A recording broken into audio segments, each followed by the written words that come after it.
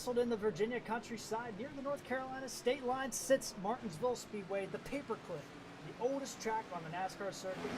Built in the 1950s, started as a dirt track, then later paved a few short years later. Now it plays host to one of the most exciting races on the schedule. For some, for others, it's akin to a heavyweight fight in a phone booth where, yes, there will be a victor, but leaving without scars will be difficult to do. Tonight on Full Throttle TV, we present the Darkmatter Designs Cup Series from Full Throttle Sim Racing. I'm joined in the booth tonight again with Chris Speer. Chris, this is the shortest track in NASCAR, the shortest track that we'll visit in the Cup Series this season. And when you're at a short track, you know it's going to be knives out all night in the race. Absolutely, and one thing you also know, it doesn't matter what damage you get early in the race, you can still end up in the victory lane here, Jared. This track is forgiving. There's no arrow to worry about here. At this point, the only thing that you have to worry about is what's in front of you, who's behind you, and how to get around this place without taking yourself or someone else out. Yeah, you're exactly right, Chris. And these guys wrapping up practice here tonight. About a minute and a half left. Let's take a look real quick at those practice times. Now, we do have a lot of guys already out here running laps for qualifying, but Jeff Chandler and Bobby Terrell, the two drivers that fought last week for the win, they're the ones, again, fighting at the top of the board, pretty much tied at the top of the board, only a 1/100th of a second separating those two drivers right now. This definitely is going to be a close race between those two. They fought all week, or all night last week. And I don't expect that anything's going to change just because we're at the short track, Jared. It's a tough track. A lot of lap traffic will be here. 37 guys. This is going to be a big field to get around at any point on the track. Any kind of long green flag run is going to be you're going to have to be able to get around lap traffic better than the people behind you to be able to stay up front and win this race. You're exactly right, Chris. Take a look at the championship standings real quick here. Just bring those up. We have Mr. Bobby Terrell finally locking himself into the series playoffs potentially with that win last week at California. Terry Cooper Jr. in second place in points, and I don't see that he is here tonight, so it looks like Terry Cooper Jr. going to be one of those drivers not making the show tonight. Dale Nearad, who's won 2 races already as a rookie, he sits in third. Ronnie Royal, Case McMullen, Bernard Persson, Richie Coy, Troy Torgerson, Dean Doucette, and Jason Speer, your top 10 in points as the team's heading to qualifying now, Chris. You know, you look at some of these drivers outside of that playoff picture. Tonight, a big win. I mean, you got your defending champion, Bernard Persson, who's won here twice. Sherrill Williford, who has the best average finish and has 1 win here, has finished outside the top 5 no times in every race he's run in 7 starts. So these guys, we can see somebody potentially punch their ticket in the playoffs here tonight.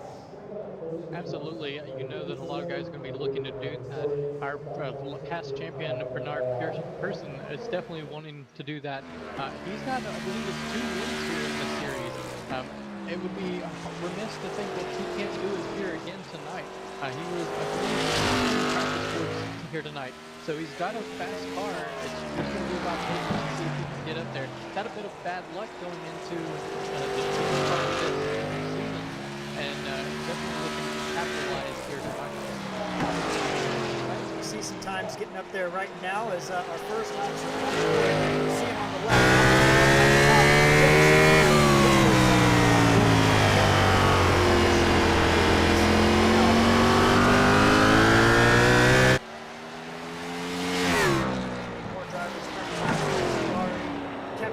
Steve Loomis all completing their laps. Jeff Chandler in his second lap, not going to go any faster. No, he's not. And look who's on top of the board at the moment. Bobby Terrell, who is our points leader. We just talked about how he could have just locked himself into the playoffs after last week's victory. He's not giving up. At this point, he wants to get as far ahead as these other opponents as he possibly can here. Yeah, exactly right, Chris. I mean, he is definitely getting it done here tonight, trying to grab a pole, which I do believe will be his second of the year, and of course that will lock him into the shootout race at the beginning of next year. We still got some drivers out here doing some laps. Rachel Hunt, a driver, Chris, that has won in the past, but has been off to probably one of her worst career starts this season. And can she get it rebounded here tonight in Martinsville? Well, she does here. It looks like she's going to be up in the top 10 for starting as of right now, which is something that she's going to need to be able to do. Track position here is going to be a little bit when you're around all these cars. It's really hard to find for position while also going around laps. Qualifying gets very important. Driver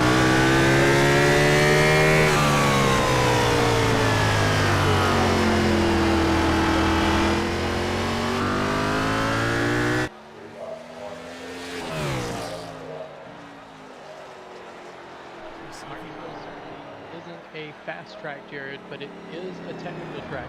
With as much brakes as these guys are going to be having to do here tonight, you're going to have to be able to take care of those brakes and make it to the end of the race. It's a 250 lap race, almost half of what the Cup Series guys did here this past week. It's a tough track, and it's going to be tougher if you need your focus at any moment on it. You bring up a good point, Chris. This is a track that requires focus a lot of the time, because of the nature of the track. It's just a tough track, and as we saw in the Cup race yesterday, it's a pretty difficult place to pass, not really an outside groove. No, there's not. We saw just a few passes in the Cup Series here, the NASCAR Cup Series here yesterday, but even then, it wasn't that often that a car was able to pass on the outside. So we'll have to look here tonight to see who can get the run up off the corner, whether it's down or up above. You know, I think Martin Jr. said it best yesterday. You know, the reason why we were able to past Denny Hamlin was because he was getting tight coming out of the corner where I was getting loose. Just the difference in those car setups, and those guys were teammates, Jared. Yeah, and I think we'll see a lot of that tonight as we see Sherrill Williford get his lap in, then aborted. So it looks like he is not going to turn his lap in. Jeff Winder, I believe, got a 1X, so his lap is not counting either, but we'll have to check on that. And right now, as we look at some of the race info here going into this race, we have around a pretty good track condition here. 67 degree track temp, very cool. 65 air temp, 40% humidity, winds out of the east at 2 miles an hour, so pretty much a non-factor. For the first time this season, no wind factor here at Martinsville and at the paperclip, so that's always good. But Chris, this is going to be, very racy conditions for these drivers. It certainly is. With those low temps, that means the track's going to be able to have a little bit more grip in it than if it were during the daytime. So that'll help these drivers get around here. It also means that they're going to be putting a lot more rubber down on the track.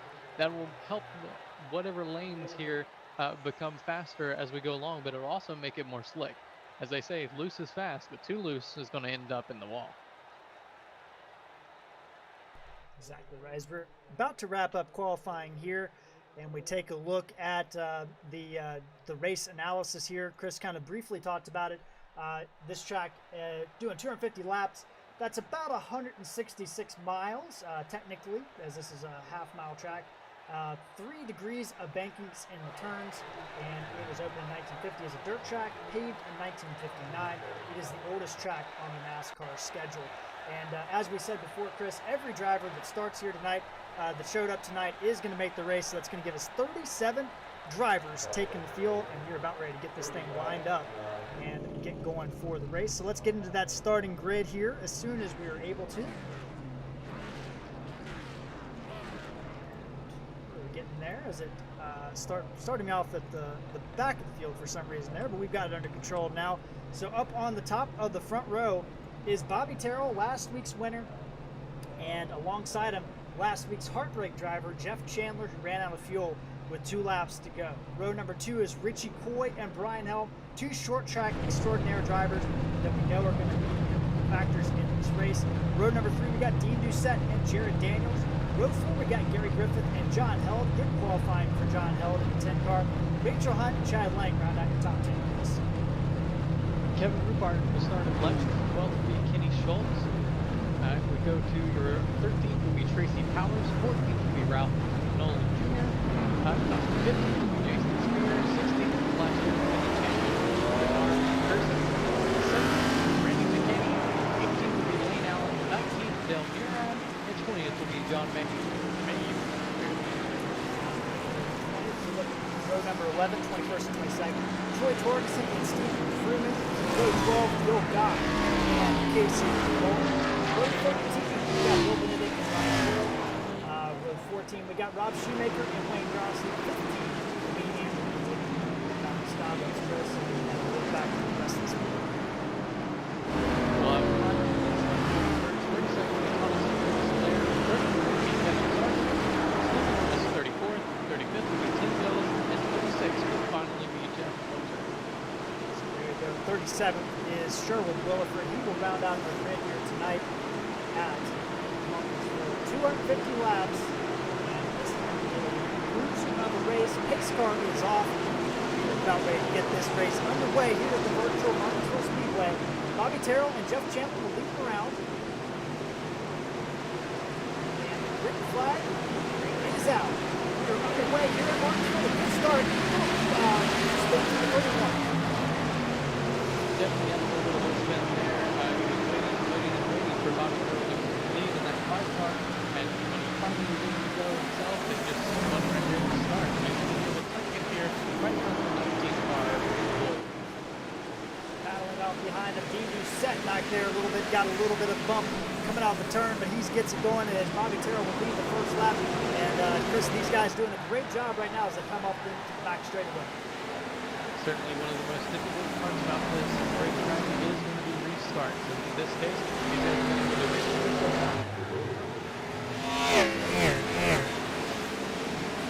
back to this middle pack, Ralph Nolan Jr., Dale Murad battling side by side. There also got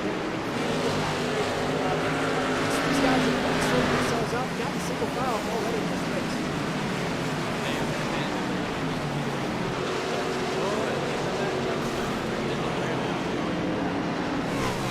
That is spoke to some right there on our screen, or right in front of our screen over here. Jason Speer in the 83 was the start of that accident.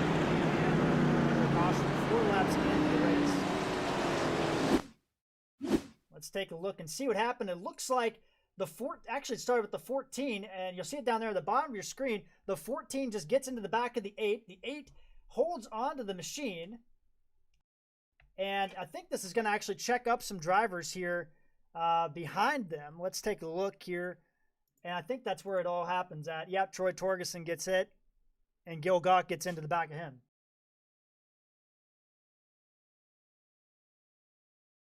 A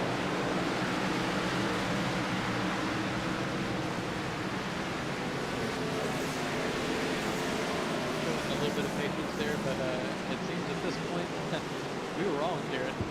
Yeah, it looks like it. Actually, there's a secondary incident here. Jason Speer, which is what I thought the accident was for. Let's take a look at this again. He's got Danny McCain behind him. Tracy Powers in front of him. Goes deep in the corner here, and he gets in the back of the 45, and then change the action.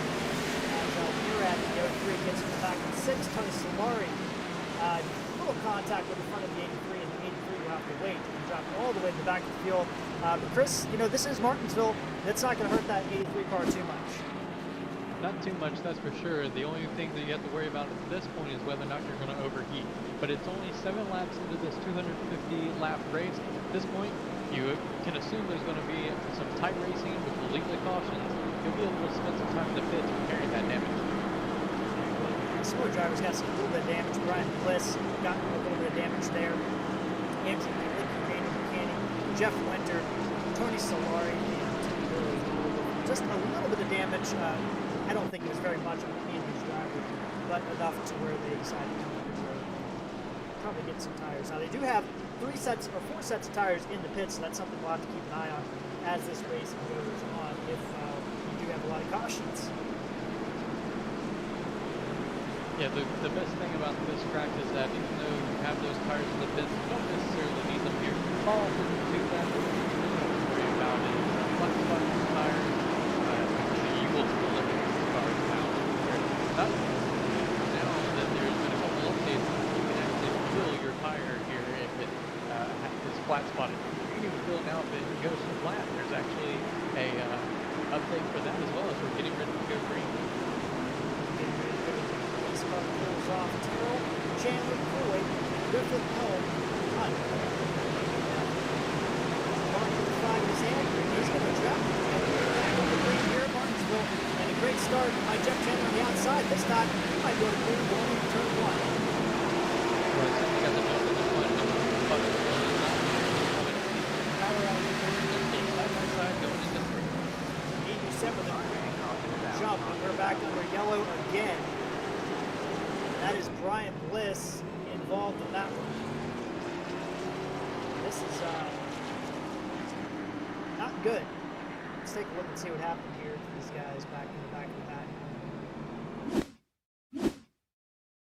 So we got Brian Bliss here on the outside. You see Jason Speer got that damage repaired. He is down the bottom. Wayne Grossi's back here as well.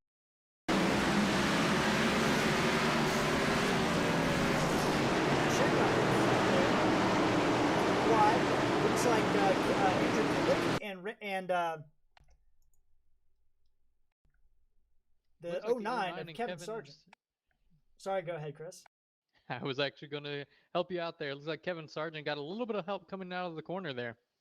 It looks like that was contact, if I'm not mistaken. Let's take a look at this from a different angle here.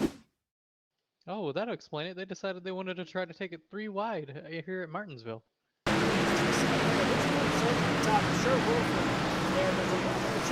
Scherwolfer goes down on the inside there in an aggressive move in the 33, and you'll see up at the bottom of that screen there, he gets into the 96, but I don't know if Sherwood realized there was a car on the outside of the 96 or not, but he door bangs the 96 there a little bit, and then the 96 comes up into the 09, and that's going to cause a spin, and you'll see that several drivers kind of get involved in that wreck as it comes around here. Jason Speer with some contact and Brian Bliss with some contact, heavy contact on both of those cars. You know, we talked about being able to repair damage at this point being so early, but the problem is if you keep getting involved in these little incidents, you're not going to be able to repair all of the damage by the time that you need to.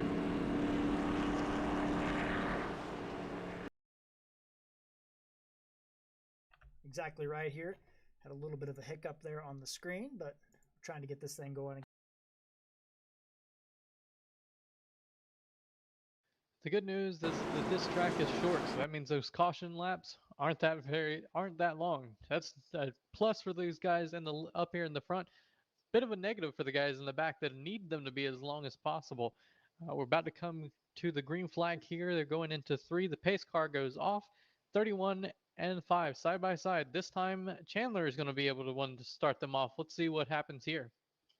Apologies, we're having a little bit of technical issues with our software here, but we are working on getting it fixed as these guys continue to race. Chandler got a nice jump on Bobby Terrell on that 5 car, and he's able to clear going into 2.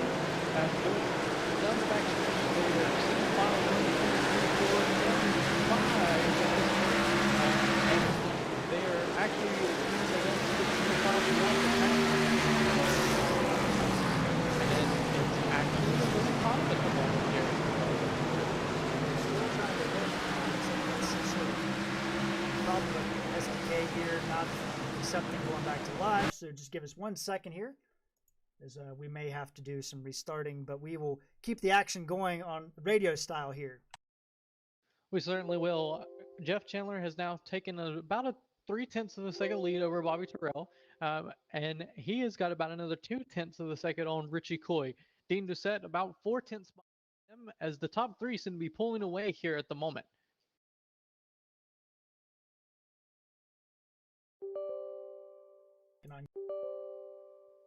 Inconvenience here, but we will have this back up in no time here.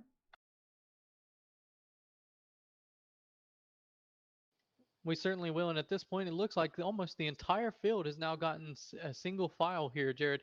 These guys have decided to take a little bit of a breather and fall back in behind one another, as they know that this track and this race has still got a long way to go. Lap 18 at this point of 250 laps.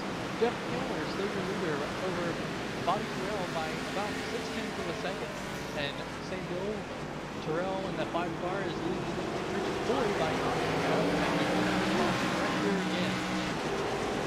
Let's see if we can get Tracy Powers in 45 causing an issue here. Let's see what happened in 45 here. Apologies about that problem there.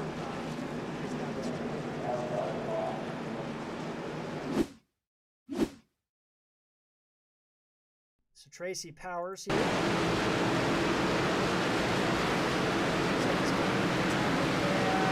like April gets some back up, but held on to it there, and he just looped it on the exit all by himself. Tracy Powers in 45.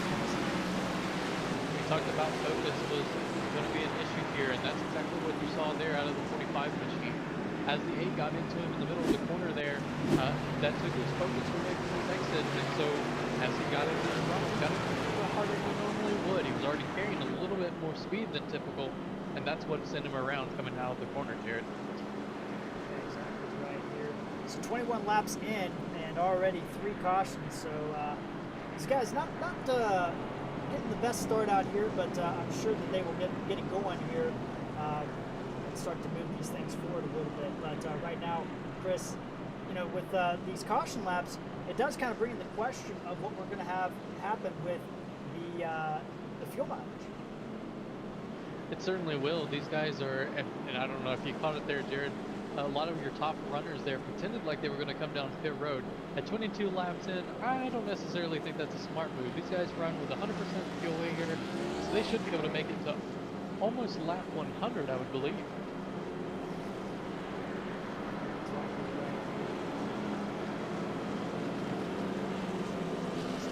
Drivers in the pits here. Looks like Tracy Powers, Kevin Sargent just came out of the pits. Jason Speer trying to get some damage repaired as well from his earlier incident. Right now it's Jeff Chandler up front, Bobby Terrell, the pole setter, in second, Coy, Helm, Doucette, Griffith, Daniels, Held, and Lang. With Hunt, your top 10 is Chris, we're about ready to get the one to go here. And you look at this track, Chris, it seems like the struggle point off turn 4 or going into turn 3. And is that kind of an attrition thing where these guys are trying to get a little bit maybe too early in the race? That's certainly a part of it here, Jared. A lot of these guys, you know, even though they race together a lot, short track racing is a little bit different. You have to be able to know exactly where someone's going to brake going into a corner. A lot of people race this track a lot different. A lot of people will let off about 2 to 3 car lengths before other people are just trying to pull around the corner a little bit better. And it all depends on your setup here. So I think that's a lot of what we're seeing is these guys are still trying to figure out the people in front and behind them. And that's what's causing a little bit of checkups here is the guys in front of you slow down, then you have to slow down. And at that point, you've got to watch the mirror because the guy behind you may accidentally hit you.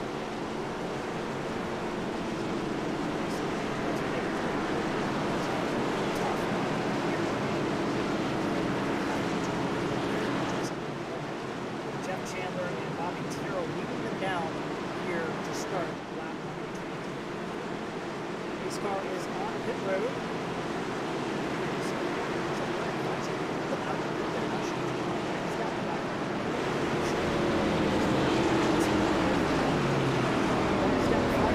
And we are back ready to go green again. And this time Bobby Terrell and Jeff Taylor into drag racing to one. It certainly is.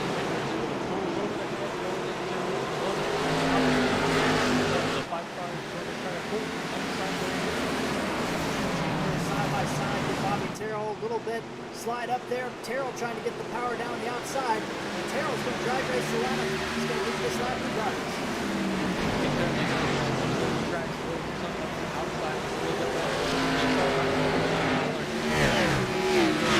He went to slid a little bit top in the corner and forced Bobby to get out of it a little bit there in that number 5 car.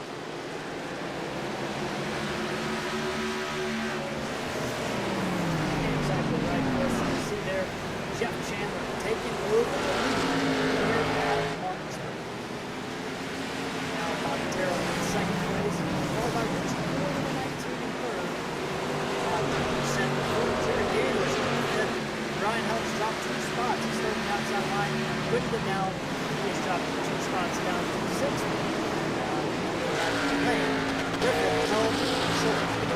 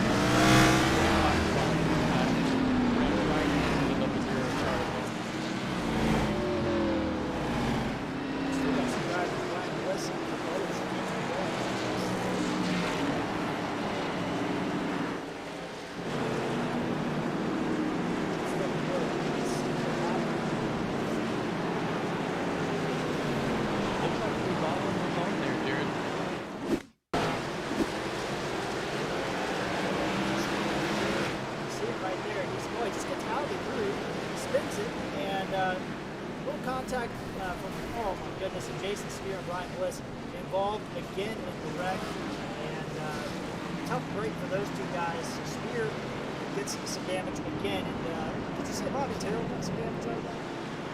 Not Bobby Terrell, no. It was Tracy Powers in the 45 machine there. So there you go. Really tough break for Steve Freeman, but Jason Speer is really the disadvantaged driver in that group because he had nowhere to go. Got made into by the 18. As it was just basically a chain reaction. Now Freeman will get trapped lap down. And, right now pits are open, but Chris, we're not seeing too many people take opportunity to head down. We do have a couple drivers, Ralph Nolan, Tracy Powers, Casey Mullen, and Steve Lewis. All of those guys have collected damage early here in the race, Jared, so they're going through and trying to get some of it repaired here. I'm sure we'll see the 00 also head down there this next lap or so. Just got a little bit tight into the corner and tried to power off a little bit better.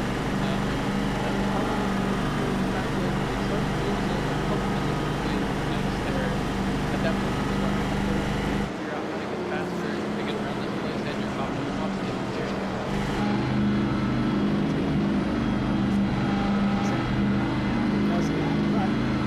The way we go, we still have several laps to go. 4 laps complete here. And it looked like we're going to get a green flag for but just didn't quite work out that time. This race continues on. Attrition's going to start to stack up just a little bit. It certainly will, and but one thing we'll have to look at for the rest of the race, and we know this from our dear buddy and all of his commentating today, and now it's Larry Mack's trade phrase, is that the creek rises to the top, and right now, starting to see it here already early on. Bobby Terrell at the front, and Jeff Chandler right there leading the race. Those two strong positions. Nobody else really has changed too much in the top 5. Doucette and Daniels moved up 1, and Brian held the disadvantage of that down 2. Chad Lang up 3 into 7th. Griffith, Held, and Schultz, your top 10 is going to re-rack up again for the 4th time over the 4th time. Looking back for your field, Delta is now in the number 11. Farther on back, Leonard, the Civic Road Cars in second. That is 11.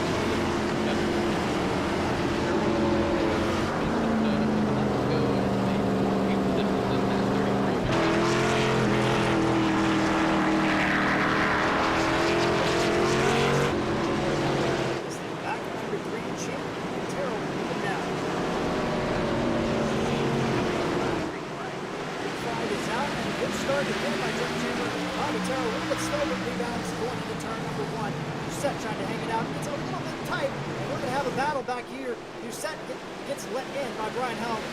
Made by Brian Helm at 26.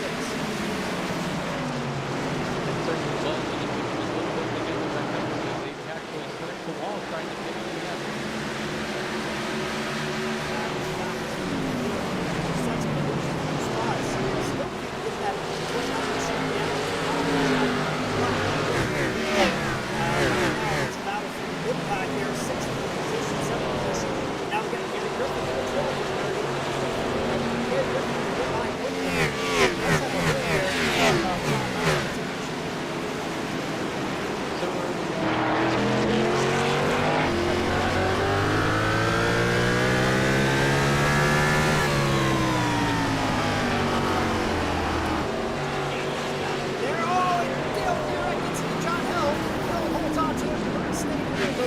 That was a bad move by Dale Murad there. We're still wrecking back deep in the field.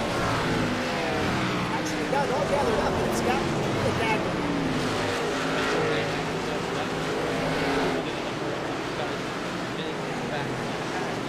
And bumps them all up there. Dale Murad just got a little bit hard into the corner and gave a little bit of a push to Carr in front of him right there. John Hell, the guy, John's had some struggles making the races this year. He's had a great job qualifying here tonight.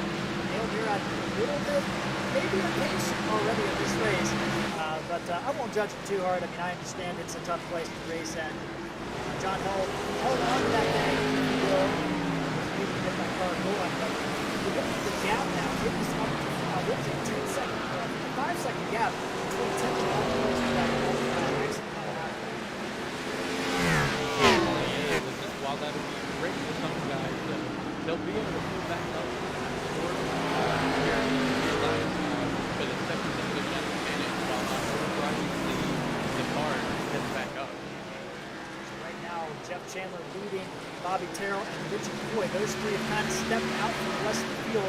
It's a further second back to Jared Daniels, who's got Chad Lang and Brian Helm all over him right now. Chad Lang in the 41. Brian Helm looks like that car is kind of set up for long runs. It doesn't look quite comfortable right now.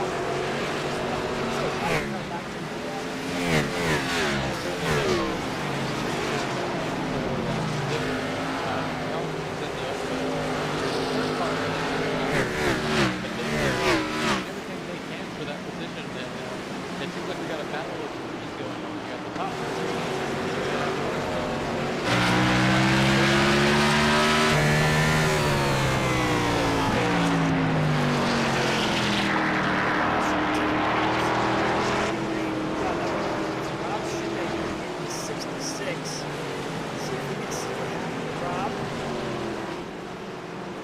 Okay right now. Let's see what happens. We're working on the outside, Tim Mills on the inside. Rob is by himself. So off turn number 2. 33's there. 33 ducks inside, and an aggressive move by the 33 in contact.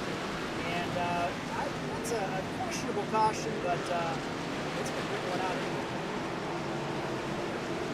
It certainly is, and a couple of guys were needing that caution to catch back up. A couple of guys up were on the mistake a while right there. We do have several drivers on the pit. Chandler, Helm, Doucette, Helm, all on pit road, among others. Right now, Chris, this is huge for these guys as pit stops are beginning. But Bobby Terrell, Richie Coy, Chad Lang, Gary Griffith, they've decided to stay out. Yeah, for those guys, they decided that you're not going to win the race by being on the same strategy as the guys you've been racing. So they'll take their chances and wait a couple more laps until we get another caution, or if we get a green flag right here, run those things out, and then start their charge back if they need to. We've seen this before at races. The Truck Series had a short track race in USA, and some guy did. You know, the guy that ended up winning that race, he actually did make a pit stop. I don't think that's going to happen here tonight.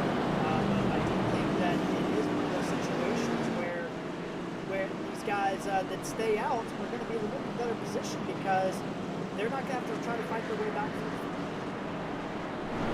No, they won't, but that's one thing these guys will take advantage of. It'll be interesting to see as Jeff Chandler and those guys have to find their way back to traffic. They're not getting back there so far today. And that's going to be a huge issue because that's where our majority of our cautions have come from. Some very aggressive driving to work back in that field. So the top 15 all stayed out. That's Wayne Crossing at 15. Andrew Tim Mills, Ralph Miller Jr., who I think actually just missed his pit, but he's elected not to come back in. Ronnie Royal, Gil Gock, Bernard Person, Randy McCanny, Kevin Rupert, Dale Murad, Gary Griffin, Chad Lang, Jared Daniels, Richie Coy, and Bobby Terrell, all electing to stay out. Then we have a couple other drivers, Tracy Powers, Kevin Sargent, Casey Mullen. Those guys put on the last caution on lap 38. So then Jeff Chandler, the first of the most recent caution, and that is in 19th position. Certainly a big risk for those guys in the back. We'll have to keep an eye on them and see how they're able to make their way back up to the front, if they're able to do so without being involved in some kind of vehicle. So now we have a different look. It's one Chevy, Bobby Terrell, and about 4 Fords in the Toyota there chasing out. 4 Fords in the Carr.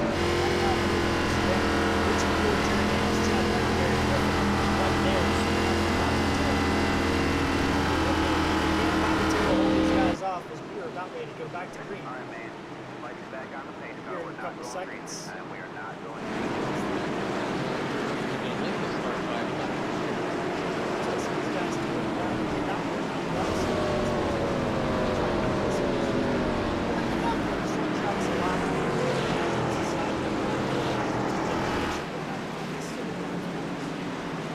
Yeah, and as short as this track is, Jared, it may end up having to be 2 laps.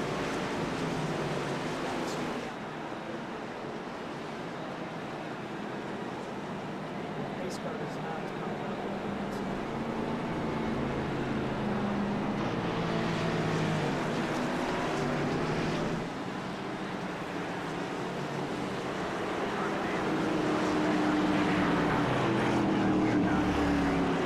Yeah, these guys did not check up enough for the pace car to be able to pull off in front of the leader. So they'll have to bunch it back up here, get caught back up, and we'll stack them again. Hopefully we'll be able to make it one more lap around. All these guys will be good to go. Everybody's good to go. This goes.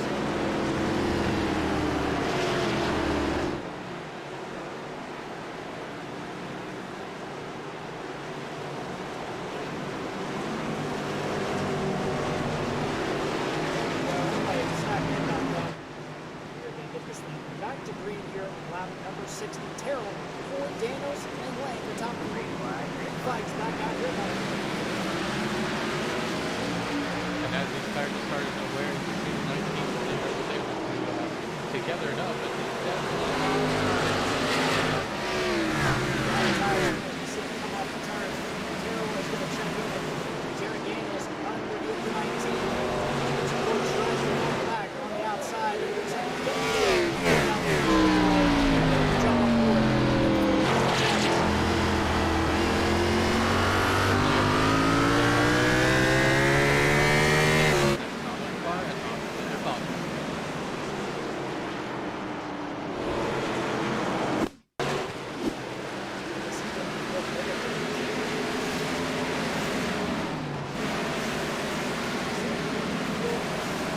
Oh, it looks like Chris Schultz got the 10 car on John Held. John Held into the 90 and then Vrooman involved there, but hard impact. It looked like Dennis Schultz in the 91 locked him down.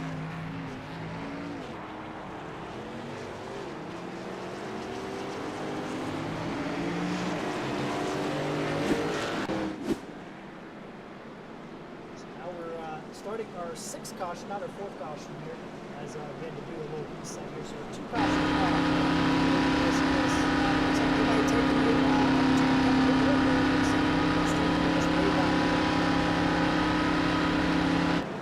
Yeah, at this point, a couple of those guys back there don't have to worry too much. Checking back in on Jeff Chandler, he was able to avoid that, so he was able to pop out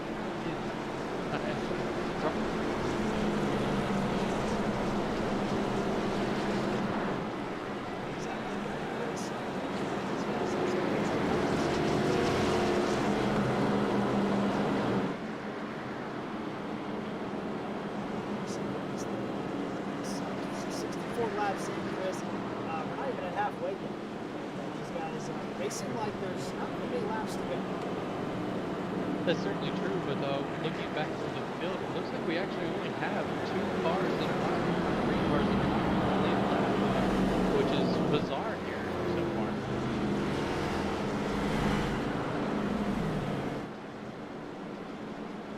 We'll see what happens as this continues. Jason Speer built into the group.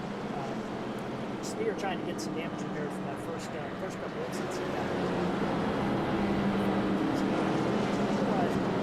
These guys, up front, still electing to stay out here, and the pace car lights look like we can get at least 1 more lap of caution here. Chris, you think about the short tracks, and it is a war of attrition. Is it just really about surviving and just make it to the finish line? It certainly is, and Jason Spear is having to do that the hard way. Being caught up in so many wrecks early on, at this point now, he just needs to avoid whatever is coming. As long as you can avoid what's coming and be able to keep yourself on the lap, you can still jump with a pretty decent finish here, even if you look modified, Jared. Exactly right. Chris, you bring that up. If you are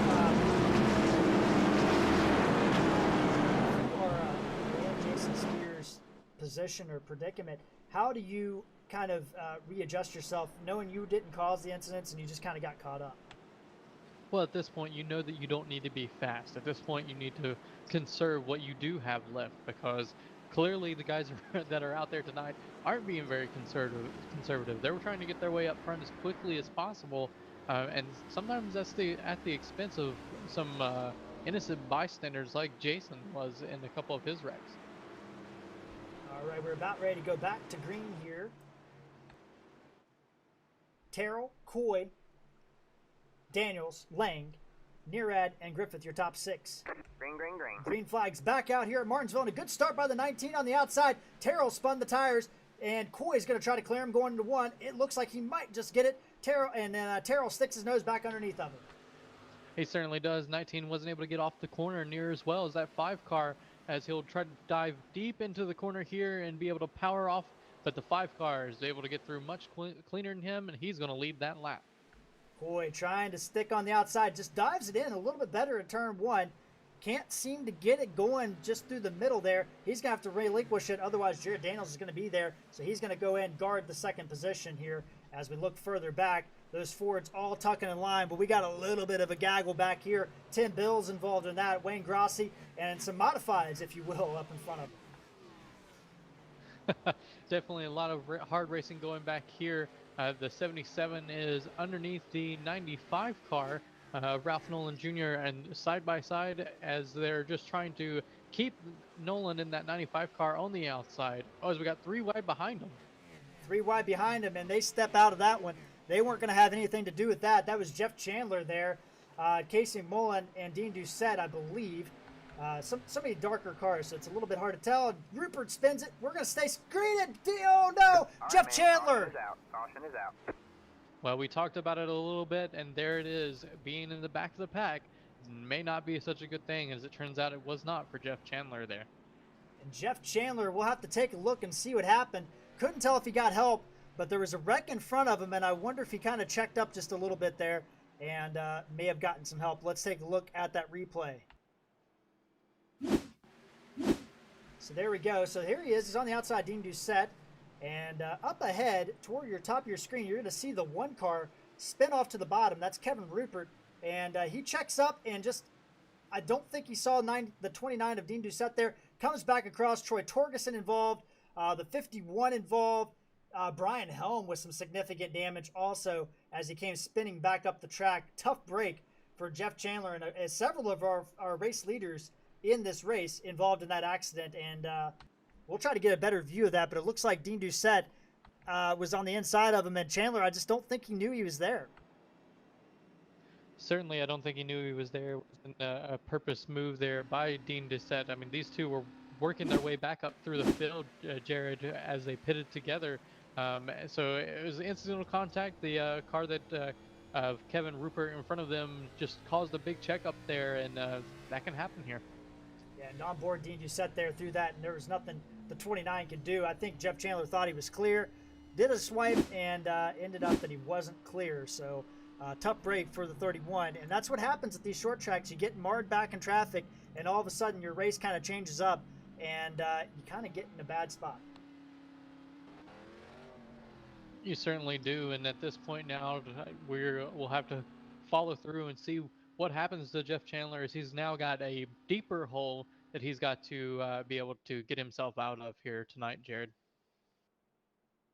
Yeah, he does. And we're back under caution. This is our 7th caution of the night. So these guys really racing hard out here, I guess you could say. And 74 of 250. So this has been a difficult event for these guys here tonight. It certainly has, and this is only our 2nd short track of the season. We had Bristol Dirt, which, yes, it was a short track, but even it was just a complete wild card compared to this. Short tracks are all about being able to get around people cleanly, and sometimes cleanly means a little bit of bumper, Jared. Nothing that's meant to be too aggressive early on. It's just incidental contact, mostly what we've seen here tonight so far. And we see Brian Helm, I think, terminal damage on that 26. He has shut the engine off, so I think that he might be out. Brian Bliss in the 18, I believe, is also done. Jeff Winter is back out on the track, so he might be able to pick up some spots. Kevin Sargent barely going to beat the pace car off pit road there as well. So, you know, staying on the track is an important thing in this race if you want to get some spots back maybe in the race. But right now, we're going to get back to green. Seventh caution of the night. Pace car has pulled off, and we are about to get started again. Terrell in the 5, Coy in the 19. Can Coy make this happen on the outside this time? Green, green, green. Flagman says green, and we're back under green here at Martinsville. These guys are spinning their tires incredibly at the restarts here as they've got so many laps on these tires. Able to get it going though. Bobby Terrell has been able to pull a little bit ahead of Richie Coy going into 3. Coy door to door with Bobby Terrell behind him. Nearad shoving up underneath the 41 of Chad Lang, and Chad Lang's going to be able to clear him going down the front straightaway. Terrell will hang in front of Bobby Terrell, of Richie Coy, I should say. Yeah, and it was a smart move by Dale Nearad there in the 03 to actually pull back and get back in line between the 41. They made a little bit of contact coming out of the corner, and so at that point, you just want to be able to make sure that you don't create a wreck, especially right up here in the front of the field. We don't need a 15-car pileup like we saw yesterday in the actual NASCAR Cup Series. Yeah, exactly right. We check back in the middle, the back of the top 10. Gil Gock moving forward in the 85, up 14 positions. He gets around his teammate Wayne Grossi, and Grossi's got Tim Bills and Ronnie Royal all over him. This is kind of where the action is right now on the track between these two drivers back here in the back half of the top 10, top 15. It's 2x2, and Dean Doucette, the best driver on the clean tires, in 14th position as he continues to move forward. He certainly is, and you can actually see that he is definitely a little bit faster than these guys in front of him, trying to figure out which way to go around them as he takes the outside here to get around a couple cars as well. Dean Doucette driving down on the outside. He's going to almost clear the 95. Ralph Nolan fights back. Now, Ralph Nolan does have not as old tires as some of these other drivers in the pack, but Ralph Nolan is going to concede that spot. Casey Mullen just behind him, and then we still have some drivers back here battling side by side. Policki and Torgerson, that's a battle for 17th. And then we got Kevin Rupert and Lane Allen, Rachel Hunt in this group, Tony Solari and John Held. All these drivers trying to come forward on those fresh tires. Yeah, certainly trying to figure out which way they can get around people here. Inside, outside, it doesn't matter at this point. They just want to be up and out of the mayhem that is behind them. As you see, Rachel Hunt is trying to pull on the outside of the 74 car. That 74 car already looks like a modified here tonight, Jared. Yeah, Tony Solari missing the front end of that car, but it's still not, I mean, he's still turning normal lap time, so it's not down on speed or anything like that.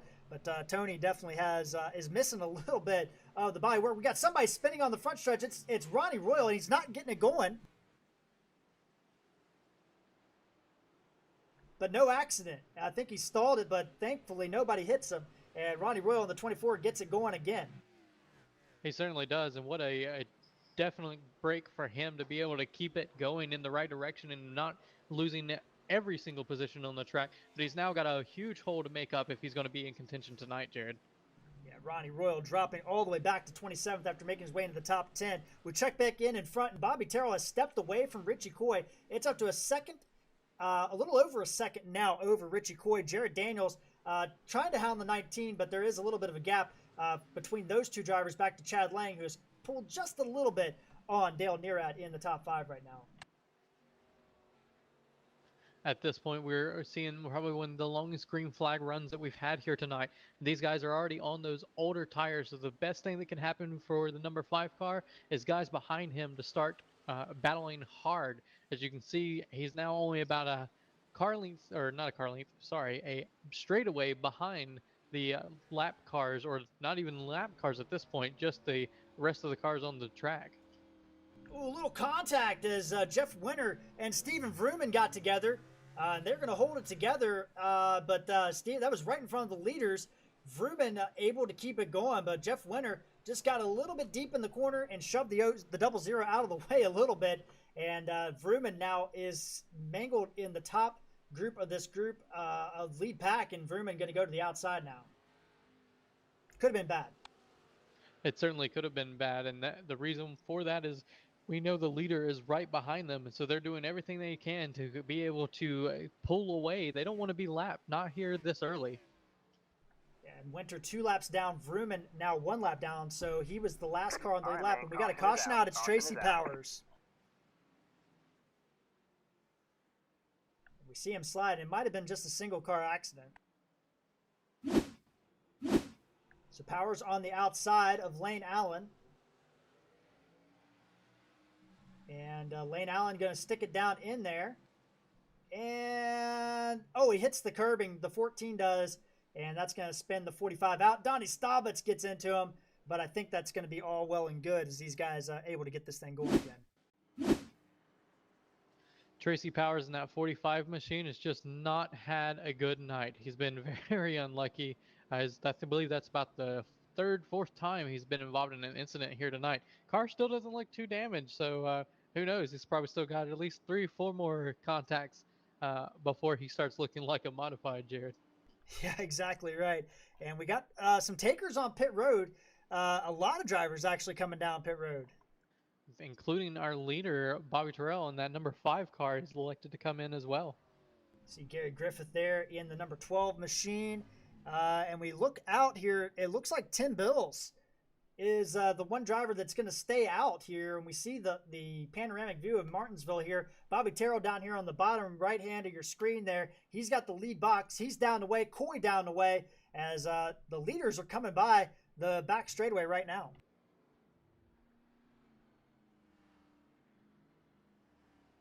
So some of these drivers toward the back of the pack are going to have to hurry to beat the pace car off. Looks like everybody's going to get it done for the most part. Yeah, it looks like we're going to only have about 1 car that's actually going to not be able to beat the pace car, and that car was already a couple laps down repairing damage. I believe Sherwood Williford is going to be that driver. I think he's going to get trapped a lap down. Yes, he is. But there is some other drivers back there that definitely got their damage repaired up. But, you know, Chris, you think about these guys here, that just pitted, they really didn't lose too much ground. Bobby Terrell only going to drop to 8th place, whereas Jeff Chandler before dropped to 20th place. That's going to work into the 5 cars advantage, as he's not going to have near as much traffic to go through as we saw Dean Doucette and Jeff Chandler have to do to get up through the field. And those 2 drivers, only one of them was able to do it successfully here tonight.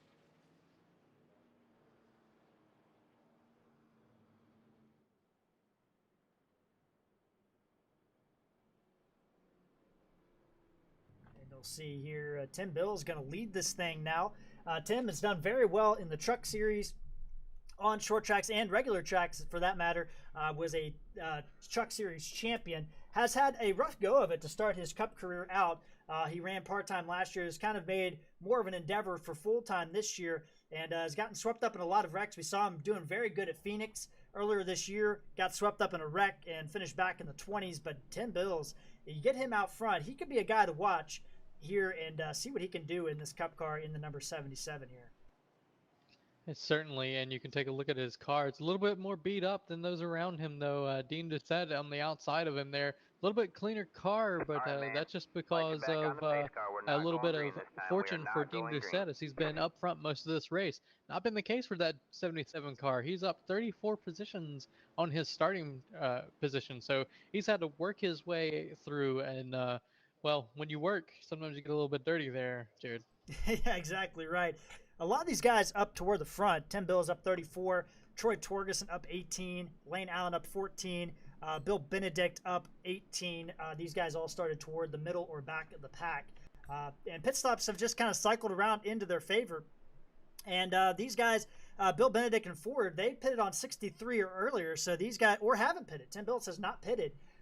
So you have to think that these guys kind of have a strategy number they're kind of working at, and we'll see how that plays out if this race goes green. We had 25 lap green flag run just before, and let's see what we can do better than that this time around as the pace car pulls off here at Martinsville to get the 8th caution ended. Tim Bills is going to lead him down. Green flag, green flag.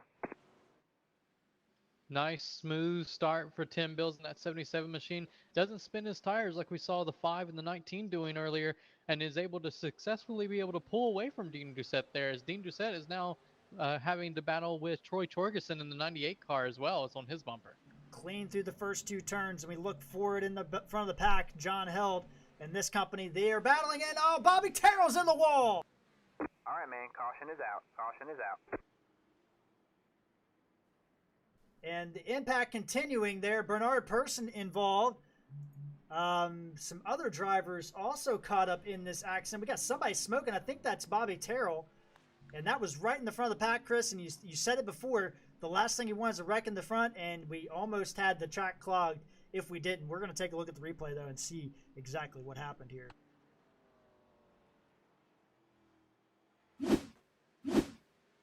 So you're going to see here is Bobby Terrell. He is up on the top of your screen. We got Richie Coy and Bill Benedict here. Rachel Hunt goes very high, and oh, that's what happened.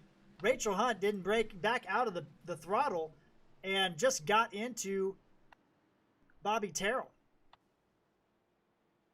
Well, and it actually looks like Terrell didn't realize that Rachel was still up there as he actually came up into her there.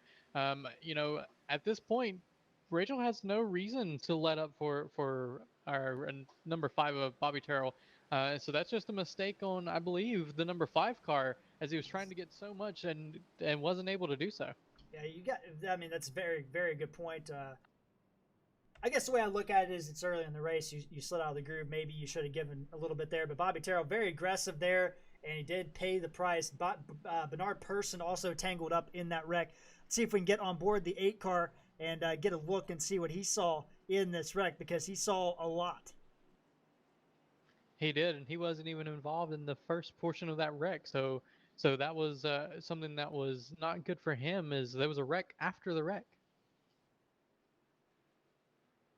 Now let's get a look in on this wreck here. So Bobby Terrell on the outside of Randy McCanny. Going down in the corner, you got the 03 of Dale Nearad there. See Rachel Hunt up out of the groove. Bill Benedict actually kind of came up too, so there's a lot of things going on there. And then Bobby Terrell comes back up across the track into the 12 car, and unfortunately Bernard Person slides across the track, and Bobby Terrell hits him again. So a tough break for the 8 and the 5 there, and Bernard Person, the defending winner, might not be able to get it done now. Certainly going to be a difficult night for him, as he was smoking heading into pit road. But Jared, that's going to change the landscape for this race for the remainder of the night. We've had now the 2 top guys who were heavy contenders for the win here that are now mired with issues, and we haven't even made it to halfway yet, Jared. Yeah, it's not what we typically see out of this group, and you know, Martinsville is a very difficult track by all accounts, and we've seen other leagues and other races this week that have struggled here. But I look at this race, and it seems like just some guys just being aggressive in this race. It seems to be the case.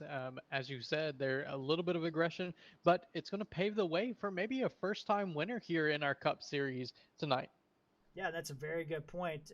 Tim Bills has not won in the Cup Series per se, so he could be a guy. Neither has Troy Torgerson. John Held up in your top 5. All these guys thirsty for a victory, and they could get it done here tonight. Richie Coy also has never won a Cup Series event. Pace car is off, and we're going to get this thing going again. Tim Bills and Dean Doucette will lead him down as we're going to take this one from our copter cam. Green flag, green flag. Tim Bills got a little bit of a running start there. I don't know what happened. And he's going to clear easily. I'm not sure if there was an issue there with Dean Doucette or what happened, but Tim Bills is going to get ahead there. He certainly did, and that actually opened up the door for Troy Torgerson to try to peek his nose underneath of Dean Doucette. Dean was able to hold him off and retain that second position, and now he's got his eyes set on that number 77 car with those fresh tires. Well, fresher tires, Jared. Dean Doucette trudging back. We got a little bit of a battle back here. Richie Coy underneath the 14 of Lane Allen. Lane Allen going to the high side, trying to get around the 10. So that's where our battle is also on the track. A lot of single file behind there. Bill Benedict dropping back toward the back of the pack as he is on some older tires there. But right now, John Held up to 4th place behind Troy Torgerson. He's ahead of his team owner, Richie Coy, who gets loose. And now Lane Allen's going to try the cross under. And he's not going to be able to get it. not going to be able to get it there, and he's under pressure from the 03 of Del Nearad. A lot of good racing right here in this pack of guys as they are doing everything they can to keep themselves up front. 03 looks like he gets a little bit of a bumper into the 14.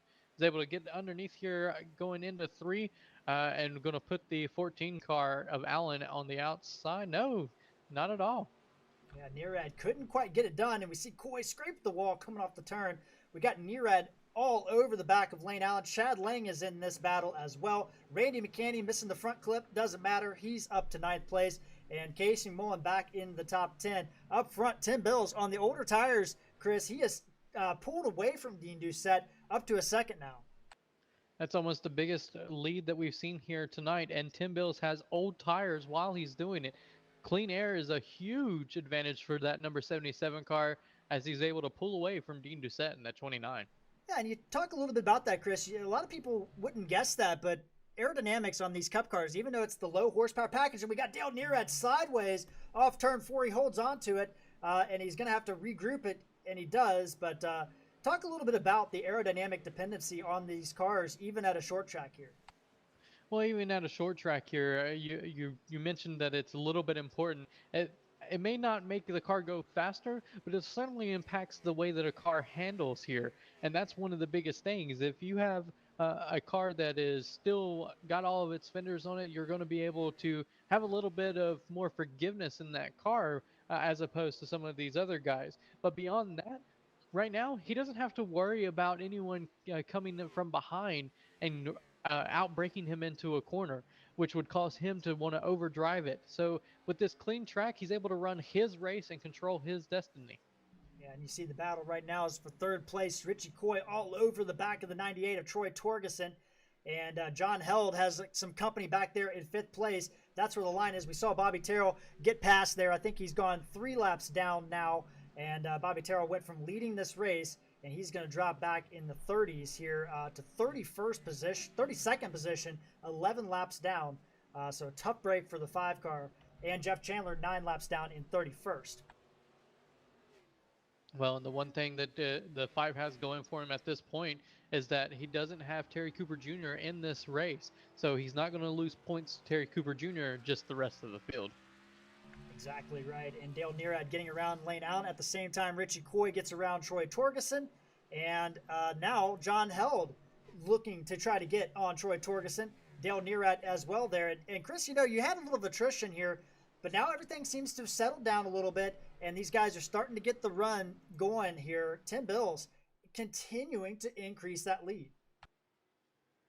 The one thing we'll have to watch out for, though, is when will that number 77 need to come in for fuel? At this point, you know that it's going to be close, Jared. We do have Lane Allen on the pits. He was in the 5th position. I'm not sure what happened, but Lane Allen in the 14, he's on. That's going to lose him at least 2 or 3 laps by pitting under green. There's Tim Bills going around him right now, so I'm not sure what happened to the 14, but he is on pit road, a little bit off sequence. Yeah, he actually got up into the wall when Nearad was able to get around him and it helped a couple other people get around him as well. And at that point, he may have decided that it was time to come in, but it's going to trap him about 2 laps down here, Jared. Put him into a very critical position. He needs this thing to go green. John Held slipping back a little bit. Chad Lang looking underneath there. These guys all kind of work together, the 41, the 6, and the 10. And Held will let these guys go ahead. But Troy Torgerson holding up right now his end of the bargain and holding into the 4th place position. We got a wreck back here, and I think it's Jared Daniels. It is. He spun out of turn number 4, and he's going to whip the 21 around as soon as he can. It looks like Lane Allen might have sped. He's back on pit road again, Chris, which would not be good. Jared Daniels might be trapped a lap down as he's not being able to get this thing going and turned around. So on board the 21, he's got Casey Mullen in front of him. Jumps down inside here. Gets out of the corner. Everything looking good, and yep, just got loose.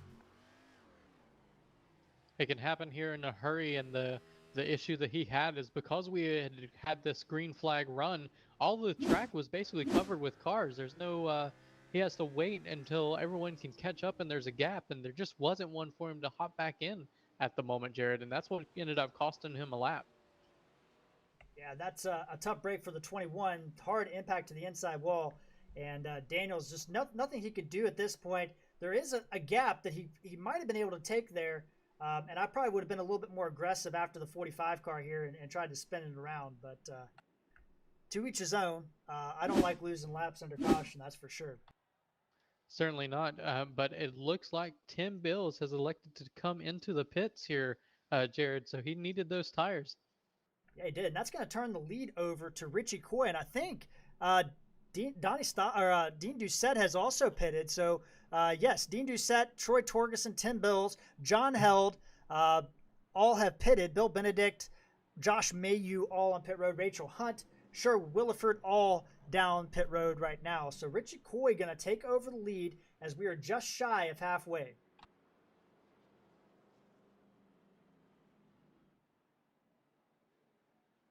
And that's going to mix up this field once again, as we'll have Richie Coy, Dale Nearad, Chad Lang, Randy McKinney, and Casey McMullen making up your top five here.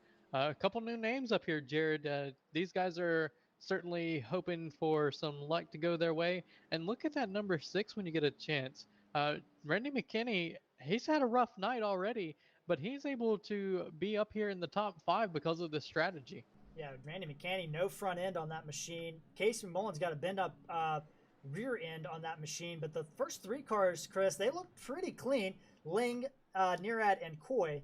But yes, there are definitely some damaged drivers out here.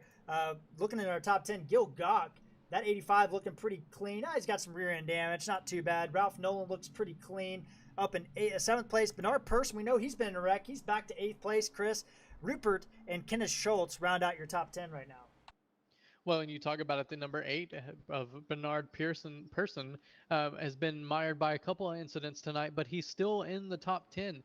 That just goes to show how much luck can be on your side, and unluck, even with the cautions, he's been able to make his way back up through as we get him stacked here so we can go green at the end of this lap.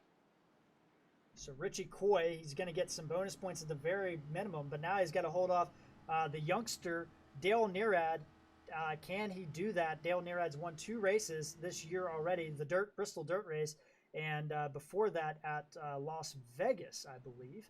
Pace car is off. So it's going to be Coy, Nearad, Lang, McCanny, McMullen, Gok, Rupert, or Nolan, Person, Rupert, and Schultz, your top 10. Green flag is back out here at Martinsville. And Nearad, with a great start on the outside, may have jumped it, has to give the position back. And Coy's going to battle. If he had to give it back, the Coy was doing whatever he could to keep him on the outside so that the 41 and the 6 can follow pursuit and be able to put Nearad as far back as possible. Coy is past Nearad now. Chad Lang in the 41 driving underneath there. He's going to slide up. Nearad now has another Ford to contend with as Randy McCanny's going to look under him. And we got a battle for 6th place. Gil Gok getting a little bit of a shove by Ralph Nolan. Bernard Person's in there. Bernard Person shoves the 95. 95, Ralph Nolan holds on to it somehow. And they're still kind of bouncing back here. Troy Torgerson, they're going to be 4 wide going into the turn. That's not going to work, fellas. Somebody's going to have to give up here. As we saw there, the 74-95 went through the corner side by side. It was an incredible corner, but they were able to make it through there so far. Ralph Nolan does get himself settled back in, but that's a tough break as he got, he got a wreck behind him. Vrooman gets into the 14. Man, caution is out. Caution is out. And Lane Allen, heavy impact into the inside wall. And I don't know if that was Vrooman, but it could have been Donnie Staubitz. Let's take a look and see what happened here. So there's Lane Allen. He's at the top of your screen here, the 14. A lot of stuff going on here. Drives up underneath here. We got Vrooman in front of him. Comes up. Oh, Vrooman just got loose off the turn. And unfortunately, Lane Allen was there to correct him. Certainly was able to use Lane Allen there to be able to keep his position and keep going forward, but not so much for Lane Allen as he was just in the right place at, well, the wrong time, Jared.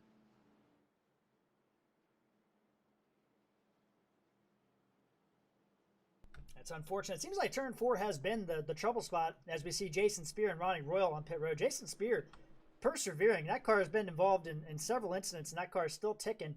He was up in the top 20, but electing to come down pit road. We look at the top 3. Coy, Lang, Nearad, McCanny, McMullen, your top 5. These guys, you know, how does it disrupt kind of what you're doing in the race when it's caution, caution, caution? Well, at this point, some of these guys are thankful for it. I know, looking at it, Dylan Urad, he needed a caution. He was getting put to the outside lap after lap after lap, and it was really starting to hurt him. So this will give him a chance to reset. He'll be on the inside, and he'll look to put Chad Lang stuck on the outside as we see Rachel Hunt is getting one of her laps back. Yeah, Rachel Hunt back. Looks like 1 lap down, I believe. So, no, she's going to be back on the lead lap, I believe, actually. Yeah, timing scoring is updated, so she is back on the lead lap. That's going to give us 25 drivers on the lead lap. We do have a couple drivers out of the race. Brian Bliss, Brian Helm, we think, is out of the event. Kevin Sargent, Gary Griffith, Tracy Powers is on pit road. Or no, he's back out, but he is multiple laps down right now, 20 laps down in 33rd. Jared Daniels looks to have retired from his incident.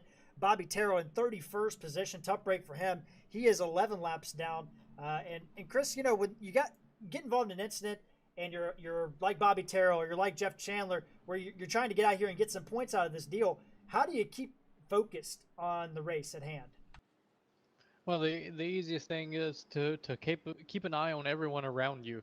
At this point, yeah, that's really the easiest way to make it through these laps is just being patient. A little bit more so than you normally would if you hadn't been involved in the incidents that have plagued your race.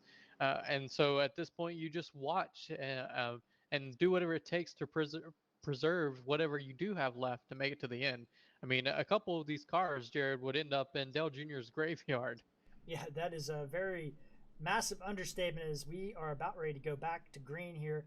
So it's going to be Coy, Lang, Nearad, McCanny, McMullen, Person, Gawk, Palicki, Schultz, and Wayne Grossi, your top 10 drivers. Shoemaker, Rupert, Staubitz, Bills, Solari, Nolan, Torgerson, Held, Dean Doucette, and Josh Mayhew, your top 20 here at Martinsville. And we are about ready to get going again. Pace car dives off to the left. Flagman with the flag in his hand rolls off turn number 4. Green flag is back out here at Martinsville. And a good start by Richie Coy, but he slides it a little bit. Chad Lane's going to bow on the outside. Going through 1 and 2 here side by side as Richie Coy looks to get off the corner a little bit better and seems to be able to do so. Chad Lang will try to get back in behind him, but Dylan Nearad saw an opportunity and wasn't going to let it happen. And that's going to allow Chad Lang to drop to 3rd. McCanny looks like he may have let him in there, but Coy going to hold on to the top spot. Nearad's going to chase him down as these guys going to do battle now. The 03 didn't get a good run off that corner, and Chad Lang going to look back under him. Looking further back, Shoemaker underneath Kevin Rupert. Actually, Kevin Rupert going to the outside of Wayne Grossi. He did that on his own volition. So the 1 car getting aggressive, going to the outside, can't make it happen. Wayne Grossi going to hold on to that 10th spot. He's not able to make it happen, but you see right there, Tim Bills in that 77 car with those fresh tires is going around every which way he can. Outside goes inside of number 1 car. Wow. What a move by Tim Bills. Very aggressive, but he's going to get that car going. Ralph Nolan high up the track behind him, but Tim Bills with an aggressive move. He pays off, and that was one of those moves where it could have been checkers or wreckers. It certainly would have, but Tim Bills knows the easiest way to stay out of trouble is to be in front of it, and that's where he's headed right now as he looks to be able to make up as many positions as he possibly can right now. Looking back a little bit further, Tony Solari in a big battle. We got somebody in the wall. It's Andrew Palicki. Slides up the racetrack, and he's going to get going again, but that's going to stack some drivers up, and Donnie Staubit's going to look underneath. He's still locking up the tire, the 96, trying to get that car going, pointing the right direction, and Palicki going to get going again, but he lost some spots there. Certainly one of the easiest things to do here after locking it up is to do it again. Once you do it once, your car wants to do it that much more every single time you make it into those corners, Jared. Ralph Nolan there, John Held, Policki. This is the battle back here, and this is a battle for 14th position. Oh, we got somebody spinning. It's Bill Benedict. All right, man. Caution is And out. Bill Caution is Benedict out. just lost it off the turn, it looked like.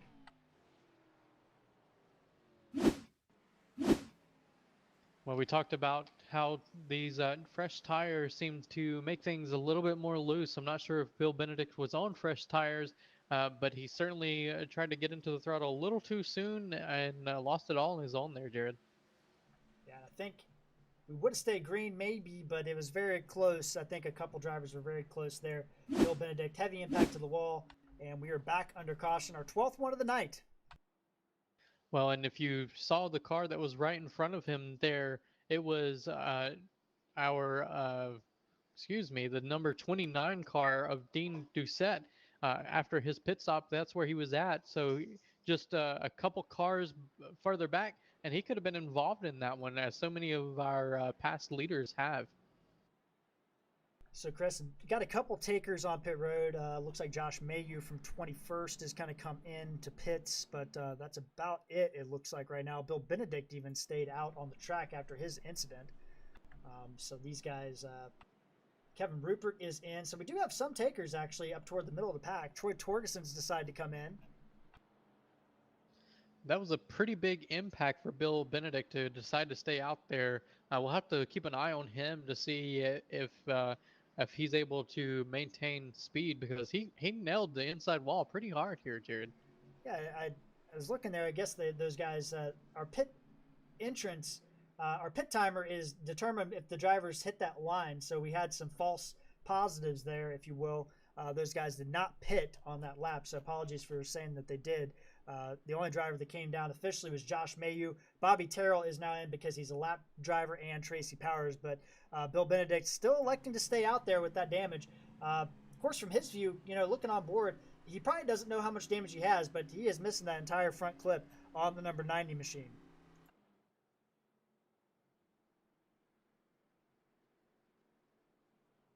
So, Chris, we're getting about 107 laps to go here.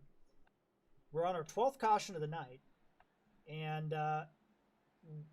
can these guys up front, like Coy and Nearad, that pitted on 90, actually our first top 8 all pitted on lap 90, is this kind of playing into their hands where they don't think that they have to pit again? I think they'll still have to pit one more time, Jared, but they're going to delay it as long as possible because they want those fresh tires when it matters.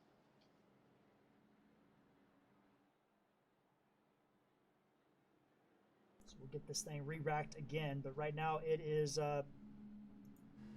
Richie Coy, Dale Nearad, Chad Lang, McCanny, McMullen, Gawk, Person, Schultz, Bills, and Grassi are top 10. So we got 4 Fords, 4 Chevys, and 2 Toyotas in your top 10 right now. Pace lights are off, so we will be re-racking them this time around. And hopefully we get some more green flag laps, because once these guys get going, it seems like it's pretty good, but it's getting going is the problem right now tonight. Pace car is going to take the left-hand turn. Richie Coy will lead him down. Dale Nearad on the outside. Chad Lang, Randy McCanny. Green flag is back out here at Martinsville. And both drivers, a little bit of wheel spin. They certainly did. As you can see, they've got a little bit older tires, and it is showing here on these restarts finally, as the 03 car of Nearad is trying to peek under Coy here going into 3. Little bit of a bumper there to him, telling him to hurry up. We got people behind us. Let's go. Dale Nearad was there as we take a look from our copter cam here, and my goodness, these guys battling hard. You got Bernard Person underneath Joe Gawk. That's about 8th place back, or 6th place back there. And Bernard Person thinks about it, but Tim Bill's moving forward as well, up to 8th place.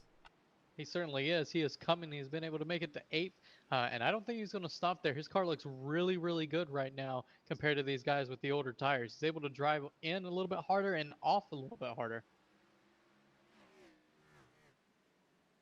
Looking a little bit further back as we look up front, real quick actually. Richie Coy not able to really pull ahead yet on Dale Nearad, but he's starting to increase that gap just a little bit that last time by.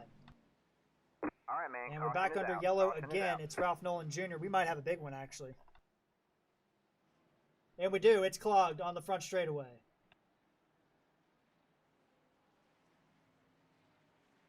And Jason Speer involved in that. Here's the leaders. They're going to have to wait.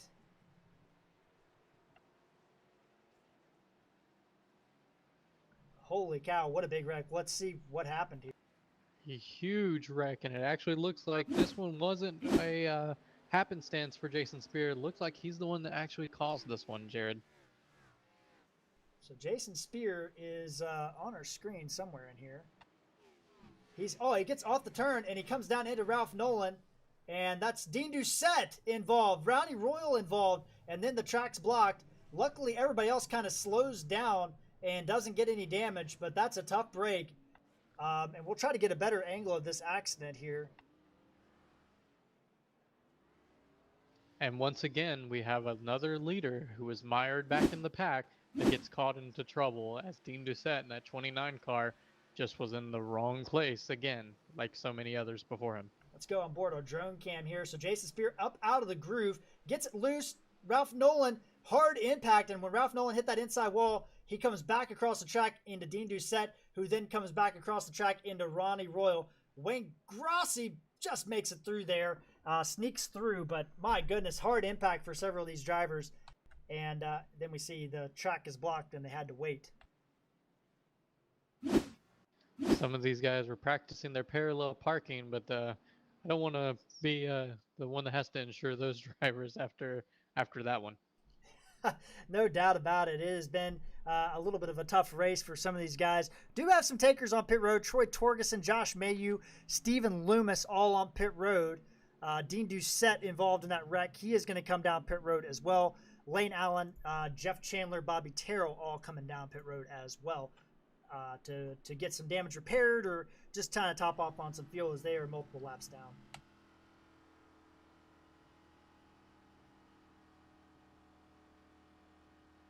Well, looking back up at the front three, they still have pretty clean cars compared to everyone else behind them at this point.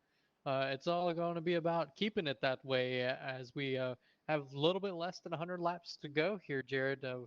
Lots of action so far, and I don't foresee that it's going to get any lighter as we go through this last 100 laps. No, I think it's only going to keep ratcheting up just a little bit as we're on our 13th caution of the night. Nearing a record. I think the record is 15 or 18 cautions at North Wilkesboro last year. You get 37 drivers out here and some drivers that didn't qualify good trying to move through the pack, and you're going to get these kind of cautions. But now at this point, it's kind of the same situation, Chris. And you look at the board, I have to circle 7th place. It is Tim Bills. He is up to 7th in that 77. So he's rolled all 7s. Can Tim Bills get to the front before this race gets over with? He's made it through 28 cars to be able to where he is right now, and I certainly think that there's 6 more on his list he would like to pass here soon. So we're going to re-rack them and restack them here at Martinsville. Coy, Nearad, Lang, McCanny, McMullen, Gach, Bills, Person, Staubitz, and Palicki, your top 10.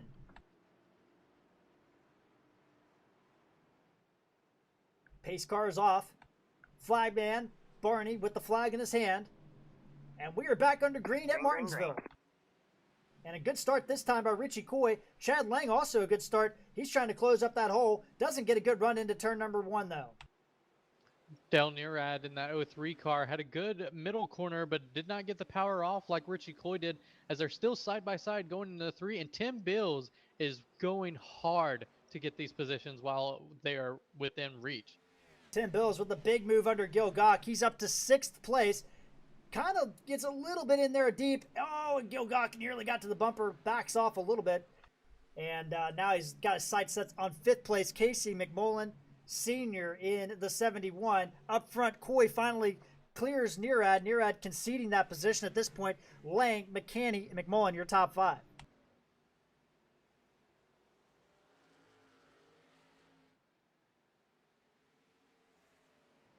Action pretty much all the way through the field as they're getting a single file as quickly as possible. These guys want to be able to make a couple laps here. No one likes running eye pacing like we have so far tonight, Jared.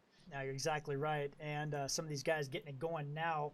Our only battle on the track really is about here in the mid-20s. Kevin Rupert, Ralph Nolan Jr., Josh Mayu, Tony Solari, all back here battling out. That's around 19th to 20th position.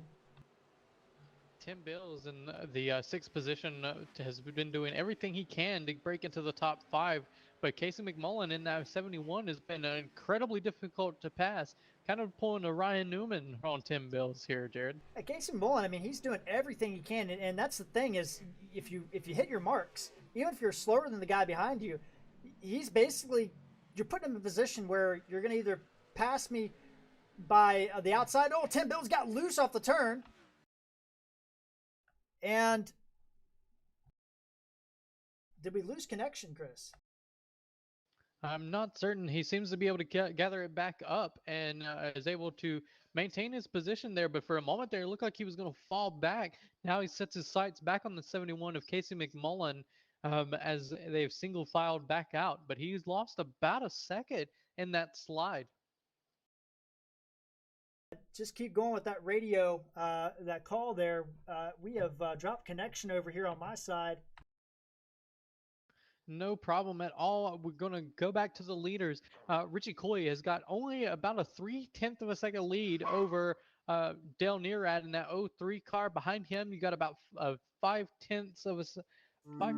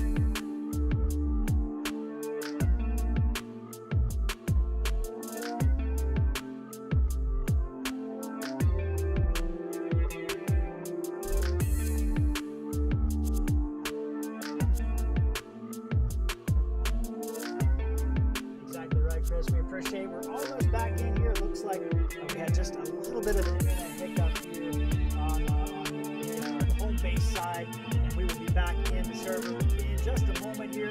Get you back to live coverage here at Full Throttle TV. We apologize for the inconvenience. So we're just about ready to go back into this as we're getting the paints loaded up here so we can get you all that action.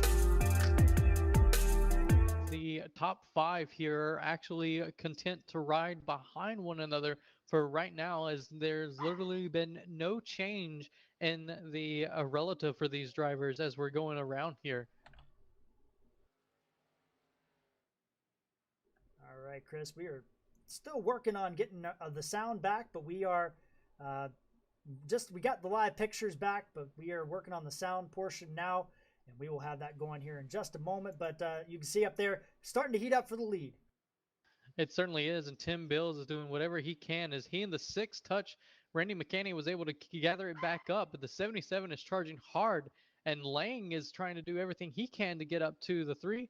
Ooh, 6 got a little bit of a bumper action there on the 77 as he was trying to maybe repay the favor of the little shove that he got from Tim Bills in the 77 machine, as our leaders are now catching some lap traffic.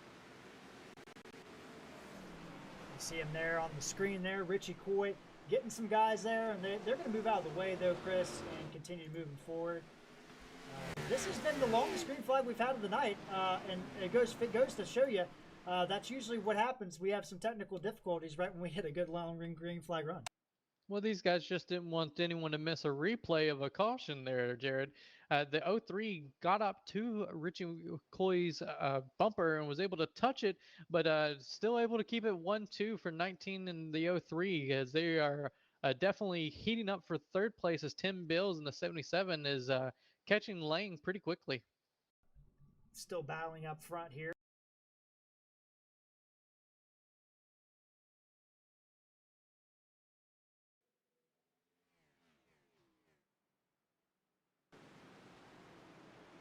There we go. We're back in business, it looks like here. And Richie Coy leading, Dale Nearad in second position. Then we got Chad Lang. Tim Bills has come up to fourth place, Chris. He is starting to move forward, but he's got 75 laps to get it done. 75 laps, and it still may not be enough, as these guys aren't exactly going to be moving over to let him by. So you know at this point you're going to have to get a little bit more aggressive if he's going to be passing these guys, as he closes up to the 41 but not able to pull even or even get a nose under him. Still battling, and they're kind of starting to trudge up here, Chris. We've got Coy, Nearad, Lang, Bills, and McCanny all under a blanket. Gil Gach just a tick back behind him. Nearad drives it in deep, and now Lang's going to give him the bump. Lang's going to give him the bump, and Nearad is spun. Wow, what an incredible moment there. The 03 had to check up. Bernard person there almost got into him, as he's just searching for a way to spin this car back around and get going. Looks like he's going to get an opening right here. He should go right about now. He's not going. So he's got to hurry. The leader is coming quickly, as he's able to get around Jeff Winter, but you can see the pace car lights right there behind him, just in time to be able to not lose a lap. So Chad Lang, a little bit of contact there, and it looked like it started with Dale Nearad just getting a little bit out of the groove there. Let's take a look here and see what happened. So there's Dale Nearad down the deep, drives it deep into the corner, slides up the track, and I think he actually, I don't know, that's a tough one. Looks like maybe some contact, the 77 into the back of the 41 may have started that as well, but it looked like Dale Nearad was trying to close that hole up, and there was already a foot in the door, possibly. Well, and you said it right there, Jared. The 77 was gave a shove to the 41.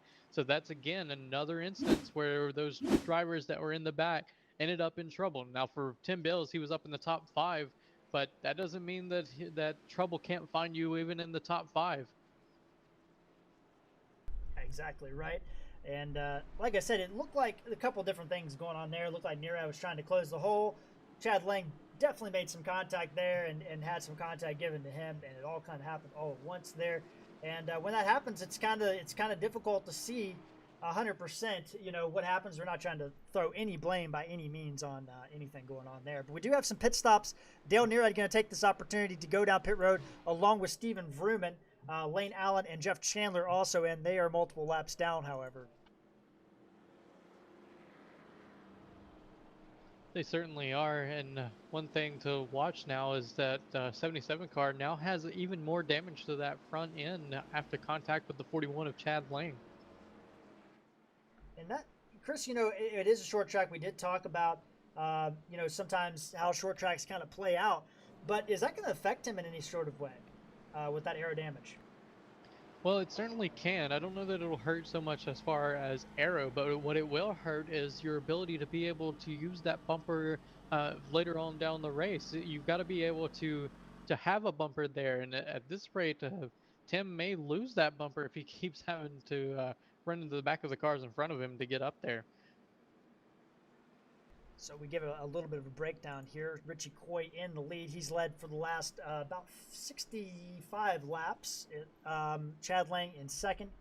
Tim Bills, Randy McCanny, your top four. Gil Gach now in fifth place as the pace car lights are off. Bernard Persson, John Held back into the top 10. Good for him. Kenneth Schultz having a good run. Rob Shoemaker in ninth and Bill Benedict in 10th. Rupert, Solari, Grossi, Torgerson, Royal, your top 15. As we are about ready to get going, and we are at about 68 laps to go when we go back to green. Pace car is taking the left-hand turn, and we will be back here in a second. Flagman has the flag in the hand. And we are back under green here at Martinsville. Certainly a slow start there by the 19 and the 41, both of them trying to conserve what they can. They're on pretty old tires here and trying to reduce the spin as much as possible. See, it didn't work out too well for the 41 of Lang as he goes way wide in that corner, and Tim Bills is able to get inside him. Tim Bills looking there. We looked out the front. Oh, Lang! Lang holds on to it. Does he? No, he doesn't. They're wrecking. All right, man. Caution is out. Caution. Wow, an incredible moment there. Lang just was not able to save it, and more damage to that 77 car. And maybe we were wrong. Maybe you can't be anyone but the leader and not have trouble here tonight. Wow, I don't. We need to get a replay of that one. I'm not sure exactly what happened in that one. So here we go. We're going to start from the green flag, or the pace car dropping here, as this was pretty much right at the start here.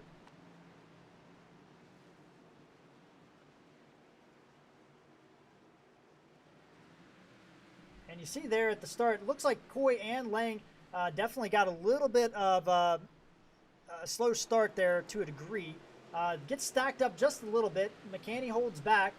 Bills goes in, and there's no contact there. Bill's doing a very good job off the corner. And then it looks like Lang just got loose, locks it up, and that's when he got turned. Bernard Persson with a massive impact, two massive impacts. It looks like, honestly, Bernard Persson in the 8 was the driver that got the worst of it. We have a big old pile up back here. So let's take another look at this real quick and see what we can figure out. If you have the opportunity, go look from John Held's cockpit. He got the lucky break in that wreck. Everyone else is wrecking him around him, and he's able to shoot the gap and make it through without a single bit of contact. Holy cow, John Held with the move. Kenneth Schultz, Tony Solari, Bill Benedict, nowhere to go as the 8 car slides back up in the track. Casey Mullen slams the brakes down. I think he did a good job avoiding that wreck. And the track, again, blocked. That's something we've seen a lot tonight here at Martinsville. When we have a wreck, the track gets blocked and there's nowhere to go. And we will take a look at John Held's onboard camera because he did see a lot going on in front of him here. And we'll take a look. And we'll start from the yellow flag again here. On board John Held. Heading into turn number 3. There's Bernard Persson on the outside. Gil Gach just ahead of him.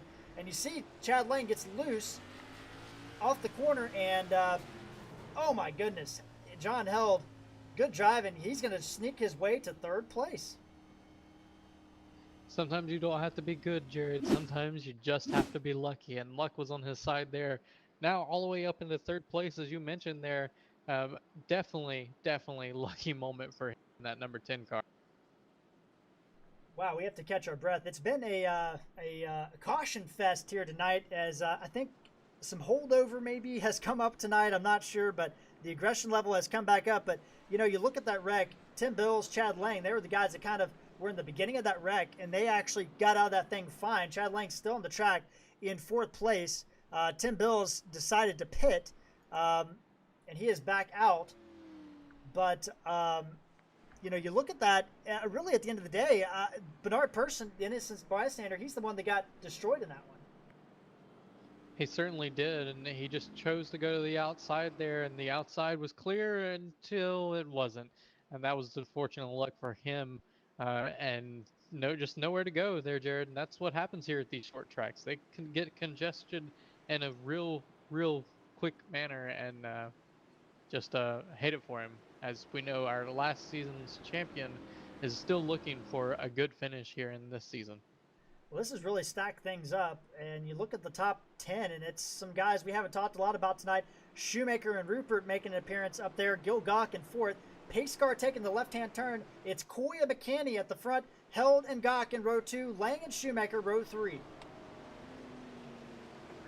Green flag back out, and a little bit slow start from Shoemaker and Gil Gach as Randy McCanny is going to try to clear Coy into turn 1. Can't quite get it done.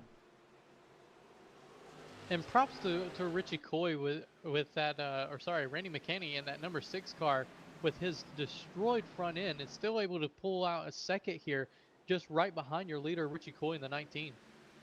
Richie Coy, Randy McCanny, John Held. And you saw back there Gil Gach with a really poor start. He's going to tuck into 5th.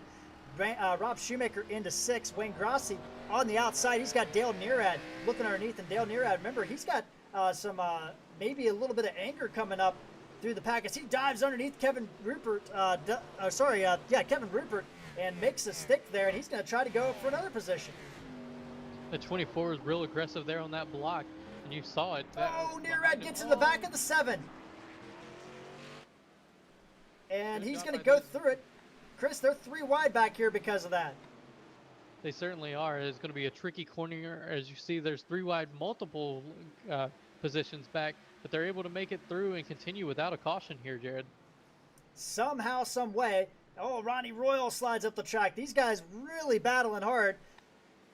Unbelievable. We got somebody spinning back there. It's Kenneth Schultz in the 91. And we had about 5 cautions in that little 5-lap thing, but we only got 1 that called. And it was a 3 wide incident into the corner, Jared. We talked about it earlier and pretty frequent that is not how you're going to be able to go through a corner, and these guys continue to try to make it happen. Yeah, it looks like Kenneth Schultz didn't realize Lane Allen was underneath Jeff Winter. It's a half spin, nobody involved, but it's still nonetheless a caution and difficult race here tonight for Kenneth Schultz. He was involved in a couple of these incidents here tonight. Well, now, Chris, we're now going to be under 50 laps to go, and my goodness, this whole race the complexion has changed so much. We have 4 Fords that all kind of work together. They're in the top 4. Gil Gach is 5th.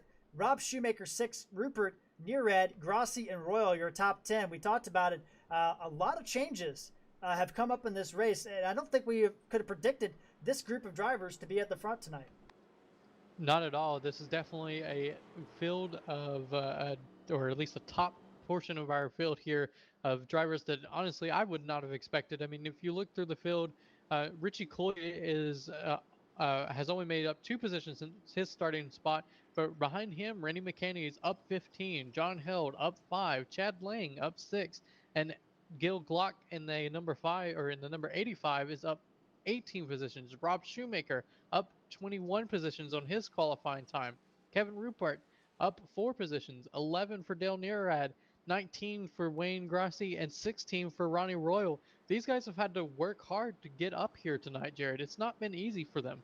Yeah, and Casey Millen up 13 and Tony Solari up 20. So we've had several drivers move their way to the front of the field tonight, Chris. And it's been a little bit of a race of attrition as, the other thing we have to look out for, Chris, is there is a time limit of 2 hours and 10 minutes. And we are at 1 hour and 37 minutes right now. So that's something we will have to keep an eye on. I don't think we'll get to that limit, but it is a potential.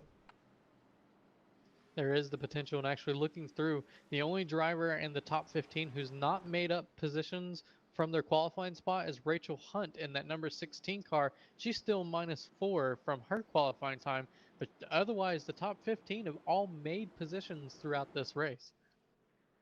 Yeah, and it's been that kind of race for these guys. Well, look at the standings here, and you see 20 drivers, 23 drivers on the lead lap. Tim Bills lost a lap by pitting and repairing that damage. Jeff Winter 1 lap down now. He is trying to get back on the lead lap. Jeff Chandler's been out here running some laps. He's made up to 27th position, Chris, and that's pretty amazing to think that he was back in 37th position most of this race. But because of attrition, he's been able to move that car forward. These guys looking through the field, there's not hardly any car that doesn't have some kind of damage. I think the only car that doesn't is that 19 of Richie Coy.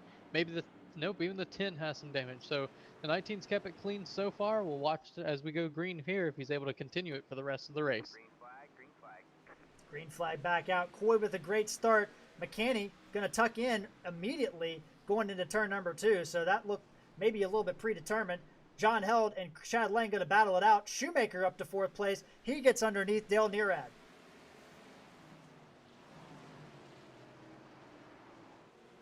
Dale Nearad in the Oh, we got somebody wrecking. It might have been Casey McMullen. It is McMullen, and he gets into his teammate. And I think he might have gotten some help getting down on the bottom of that track. Let's see what happened.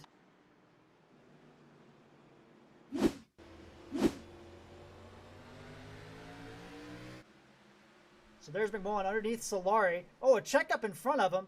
Rupert, and there's a chain reaction. Rachel Hunt, he got into the back of the Grossi. Rachel Hunt gets in the back of him. He tries to hold it down there, and the car just kept sliding on him. Slides up into his teammate, Steve Loomis. I don't think there's too much damage on either of those cars, but you talked about it, Chris, earlier and throughout this event.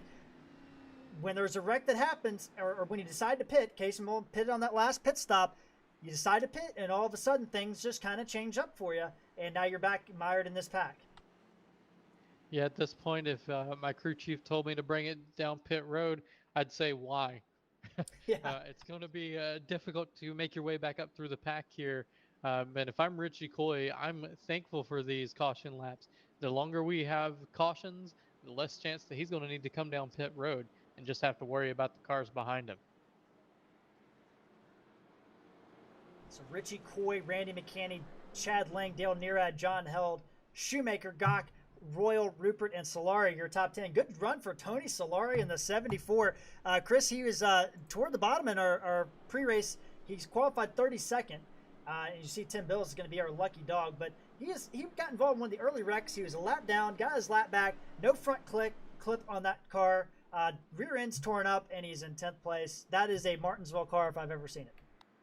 Yeah, you don't need a front bumper or a rear valence. You don't need any of that. That's all cosmetic at this point. Right now, all you need is an engine that can still actually produce power and brakes that still function. Exactly right. Tony Solari looking for a career best run here tonight, trying to move himself into the top 25 in points as he has a really good run going here tonight. Coy, McCanny, your top 2, Lang, Nearad, Held, Shoemaker, Gach, Royal, Rupert, and Solari, your top 10. Chris, you know, we look at it, 47 to go. They're going to get the green flag with 45 to go. What do you do in this instance if you're somebody back in the middle of this pack? You know, when you see these wrecks like Rachel Hunt, Donnie Staubitz, Josh Mayu, some of these guys are in the teens. They want to move forward, but we've seen the accidents kind of happen when these guys start moving forward on those new tires. Certainly, that's something that all these guys are watching right now. I mean, you've got Richie Coy's gotten 113 laps on his tires and on his fuel run. So does Randy McCanny and Chad Lang behind him. Then Dale Nearad's only got 24. John Held has got 150. So that's going to set the tone. They can at least make it 150 laps here. So that means we're going to be real close for at least Richie Coy and them being able to make it no matter what. We'll have to keep an eye on that through the rest of these laps. I'm actually seeing that John Held pitted on lap 119, so that means he's been out for 85 laps.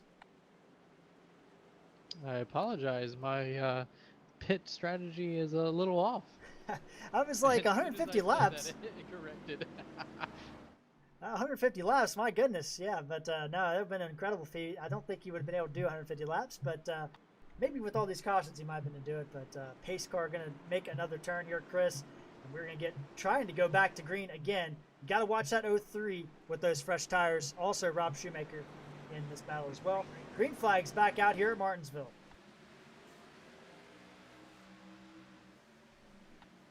McCanny dives in there, trying to hold off. Nearad with a better start this time.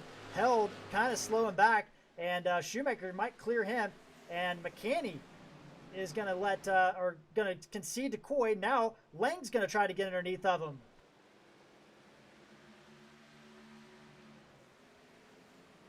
Oh, contact between Nearad and Lang. Or, sorry, McCanny and Nearad. Nearad wants to do whatever he can to get back up there, and you see it right there. he's willing to push his way forward as he's now in the 3rd position. John held. McCanny's going to slide down in front of the 10 machine. So McCanny in the number 6, and that car might have a little damage. He's trying to get that car going in the right direction again, but it looks like a little bit tight. And earlier, Chris, Nearad got a little bit of help from Chad Lang, and you wonder if we might see retaliation here. Certainly we wouldn't see retaliation. Why would we do that? It's not going to matter anyway, as we've got another caution here, Jared, for our 18th caution on the night. And that's Donnie Staubitz, and he's lost the front clip, and I wonder if he hit that inside wall. Let's look from the spotter cam, and Staubitz into turn 3. Nobody's around him yet, and he, loops it by himself. Hard impact into the Cup Series banner. Nobody hits him, but a couple drivers came very close to doing so.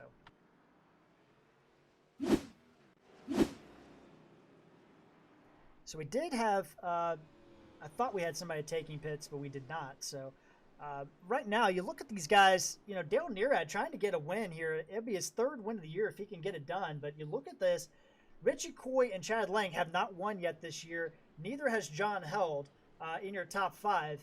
These guys, they basically have an opportunity here tonight to maybe punch their ticket to the playoffs. It's certainly something that everyone wants to be able to hear. You're in. Just go have fun. Get us as much points as possible.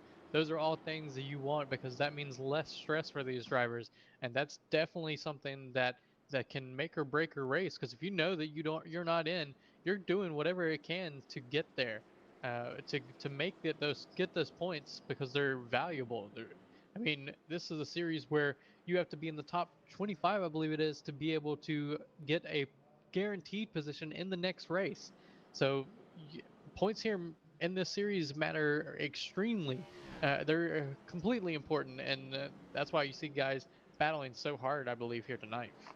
Exactly right. 37 showed up tonight, but that's still, several drivers trying to get in that top 25.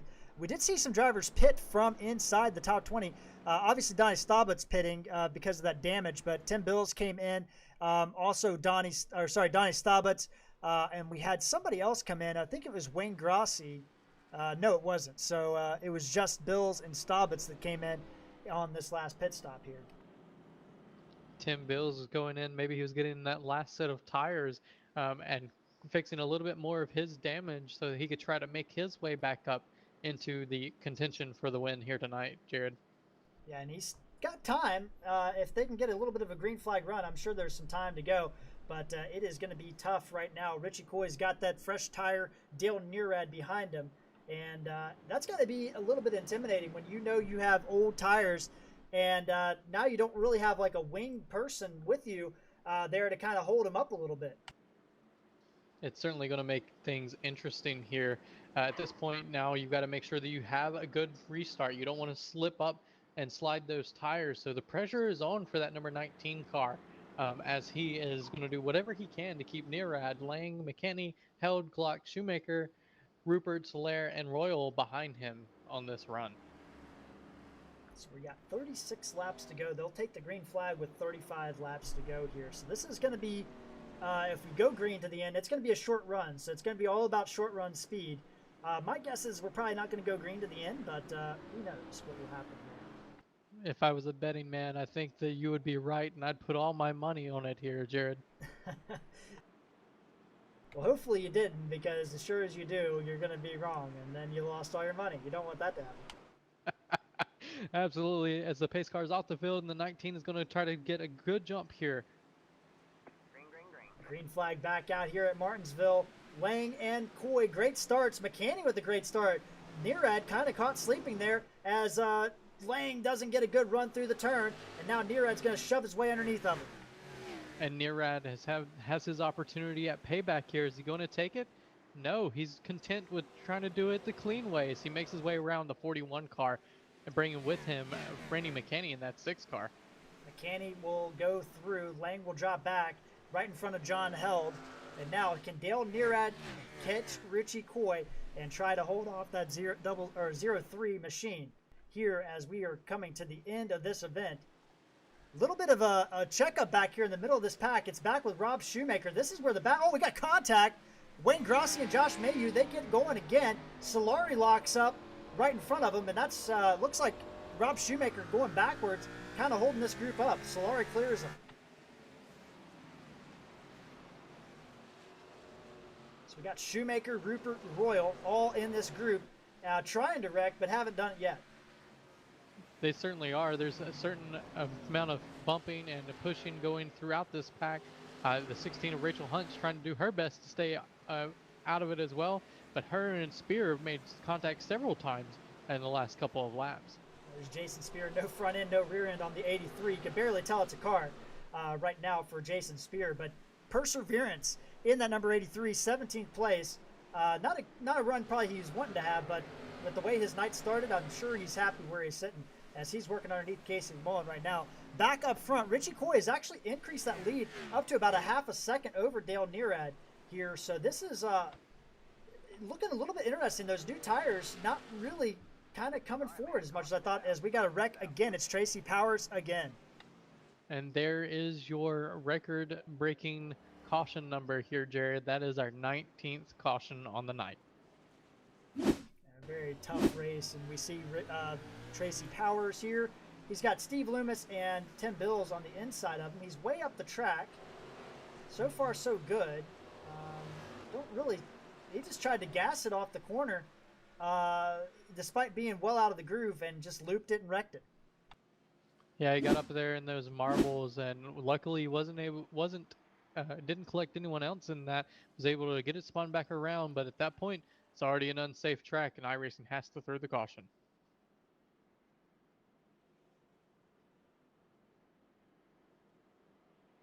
So now Coy will have Nearad on the outside, and McCanny, kind of a de facto teammate behind him, and Lang and Held also up there. This is, coming down to all the marbles here at this race here tonight, Chris. 19 cautions. I know our timing says 17th, but that's just because we had a connection issue earlier, so the cautions got reset there. But my goodness, Chris, it has been a very interesting race here tonight.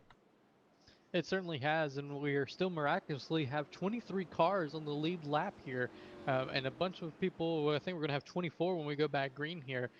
So at this point, if you get involved in a wreck and lose a lap, you've got a lot of positions that you've lost, no matter where you are in this lead pack.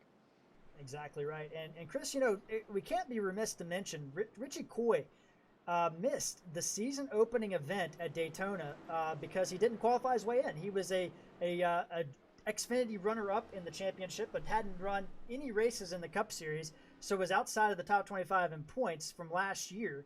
And he ended up having a issue pitting, got a black flag, and missed the event in the 125 qualifiers. And here he is in the top 5 in points, looking to maybe punch his ticket to the playoffs. What a turnaround it's been. And Chris, it's tough to miss races, but when you rebound like that, it's got to build you some momentum if he can get this done tonight with 25 to go. Well, certainly. He knew he was in a hole at the very beginning of the season, and at that point, he decided he was going to do whatever it took to be able to get back into that position to compete for the championship. And he's done a really great job of doing that. Not necessarily always through wins, just good finishes here. Exactly. He got several top 5s. I don't have the exact number right now, unfortunately, but many top 5s in all the series this year has been very solid. And we have some drivers on pit road. Brian Helm back out there, so trying to get some points back in the 26 machine. He's back out there on the track and has moved from dead last to 31st, so that's something to keep an eye on as we're about ready to re-rack them again. We certainly are. We're going to be going green with 24 laps here to go. At this point, it's going to be take them while you can get them. You've got them all bunched up. Dale Nearad is going to do whatever he can to get ahead of Richie Coy here, because I believe whoever can get in front of this restart is going to be the one that can take the rest of the laps as the leader without a little bit of help from those behind him. Pace car moves off again. Familiar sight. Green flag is back out. Richie Coy with a great start. Nearad spins the tires, and McCanny's going to get around him. Chad Lane's going to dive in behind the 6. And Nirad battles back in that 03 car, trying to keep at least even with the 6 heading into 3 and 4. Looks like the 6 is going to be able to get a little bit of a jump coming off of the corner and clears Nirad and moves up. And that's comforting for Richie Coy. Now Chad Lang's going to look under there. There we got a little bit of battle. You see it at the top of your screen. John Held throws it in underneath the 85, and Tony Solari is there as well. Solari trying to move forward on Gil Gach. These guys all know that it's go time. The 74 and the 85 made a little bit of contact in the corner, able to keep it going the right direction and not cause a caution there. Yeah, Gil Gach really tried to close that hole up, and Tony Solari was already in it. And the 74 doing a great job. Little contact off the corner, but Solari still hanging tough. He's trying to get up there. He's going to dive it in deep. Slides up the track. Can't quite get the 85 cleared. He certainly can. As he overdrove that corner getting into it, that actually gave the 85 an opportunity to shut the door on him going into the next corner. So Gach up to 6th, Solari 7th, having a great run for these drivers. Could be a big points night at the very minimum. Even further back, Wayne Grassi trying to do a little blocking, holding off Ralph Nolan and Steven Vrooman, who was involved in an early wreck. Oh, Vrooman a little bit loose. Mayu, McMullen, and Hunt involved in this battle. 20 to go. All of this is happening as Richie Coy has pulled over a second lead on second place of Randy McKinney and Del Nirad in third. Mayu, Torgerson, Hunt, Vrooman, Benedict, all in this group, along with Jason Speer and Andrew Palicki. Torgerson cuts down to the bottom, and Vrooman's still stuck to the outside. Everybody else is single file in front of him right now. Randy McKinney trying to hold off the 0-3 for second place, but Richie Coy continuing to increase his lead. It's 19 to go. Oh, we had 96 car, got a little bit loose, was able to gather it back up with Andrew Palicki. Didn't lose one spot, but now we've got another caution here, Jared. Don't see who it is. Still can't see who it is. Maybe Josh Mayu was very. Oh no, it's Gil Gach. It's Gil Gach. Oh, the 85 seems to be around. We'll have to check to see if he had a little bit of help to spin him around on the front stretch or the back stretch there, Jared. So he dives up underneath John Held, and yeah, might have had a little bit of help there. Held contact, but gets the car going, and Gil Gach. Let's see if we can get a better view of that accident. Couldn't really tell from that one. John Held looks like he was trying to do a crossover on Glock and just got into him there as the 85 didn't think that the 10 was going to be underneath him. Created a lot of mayhem for that 85 car. Well, that's a big move from Gil Gach. Really drove it down in there. And you look at that again, Chris, and it looked like Gil Gach just drove it down in there deep. And I don't think John Held was expecting him to drive it in so deep. That's a bold move by the 85, and then the crossover tried to happen there.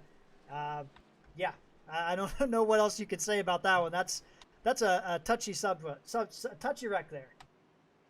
It certainly is. These guys battling hard for positions here as we're winding down, and we understand that these guys have got to go. There's no more waiting. There's no more patience that these guys can actually show because there's not enough time to make anything up if you're back so far mired in the pack. This is not working out for Richie Coy, but it is looking better as it is 15 laps to go. We'll probably get the green flag with about 13 laps to go here, Chris, and that's really going to set the finish of this race. It's not going to work too well for Richie Coy, but you know who it does help out? Dale Nirad in that 03 car, as he had a horrible restart that last time on the outside. Well, now he's on the inside, so we'll be able to see if he's able to keep up with Richie Coy in that 19 car. You also have to look, some thirsty drivers in the top 5. I mean, you look at the yellow there on the screen if you're watching at home. Only McKinney and Nirad, your top 10 in the top 10 with wins this year. So all these other drivers, they are hungry for a victory.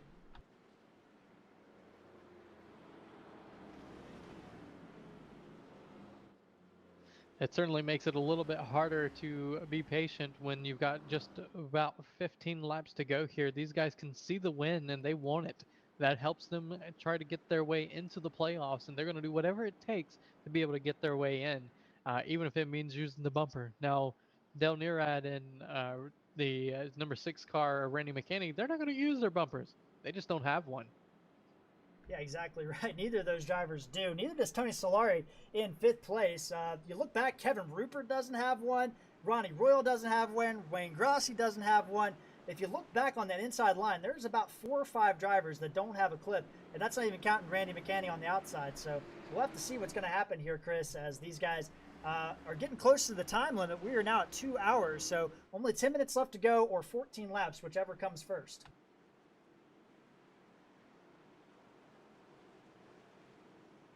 As we get stacked up here, ready to go green, Richie Coy will take the green flag with 13 laps to go. And a good start by McKinney. Bad start for Neerad on the inside again. Coy is going to be able to get down in the turn. McKinney holding on the outside, trying to look on the outside there. Coy is going to try to clear him coming off turn 2. McKinney ducks in. He's going to block Neerad down the back straightaway. Neerad shoves him in there. Little contact. Someone needs to tell Neerad he doesn't have a bumper to be doing that with. He's going to puncture his radiator if he keeps it up. Neerad aggressive. Solari getting through the gaggle back there. Rob Shoemaker, Ronnie Royal battling hard. That's a battle for 6th place on the track. Then you got Rupert, Grossi, and Held, your top 10. Held trying to look there. Ronnie Royal shoved out of the groove, and he's going to have to regroup.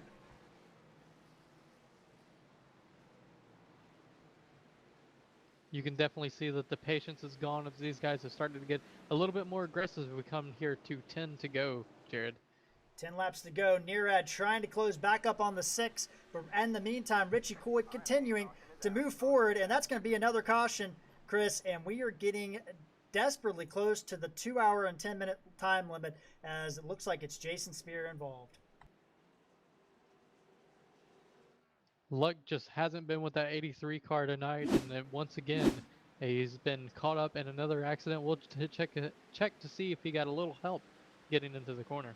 So he's by himself right now. Heads down the corner. Oh, the 77 deep braking, and yeah, he got some help. You say deep braking, but it didn't look like brakes were on that 77 car as he plowed down into the corner to get to the 83.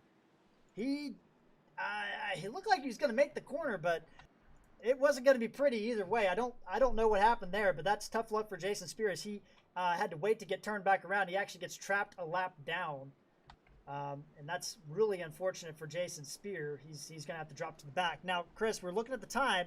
We have about 8 minutes left, and the way this works, if the time limit ends out, it is over. It is done. There's no green white checker. There's nothing. It's checker flag whenever that time is.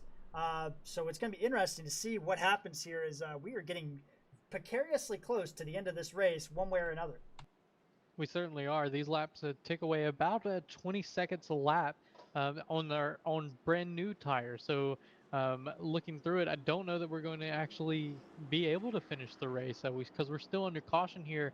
Caution laps are about 35 to 38 laps. So at this point, it's going to be a shootout, almost like a green-white checkered. It's getting down to the end of this thing one way or another, as we have had 21 cautions here tonight. A very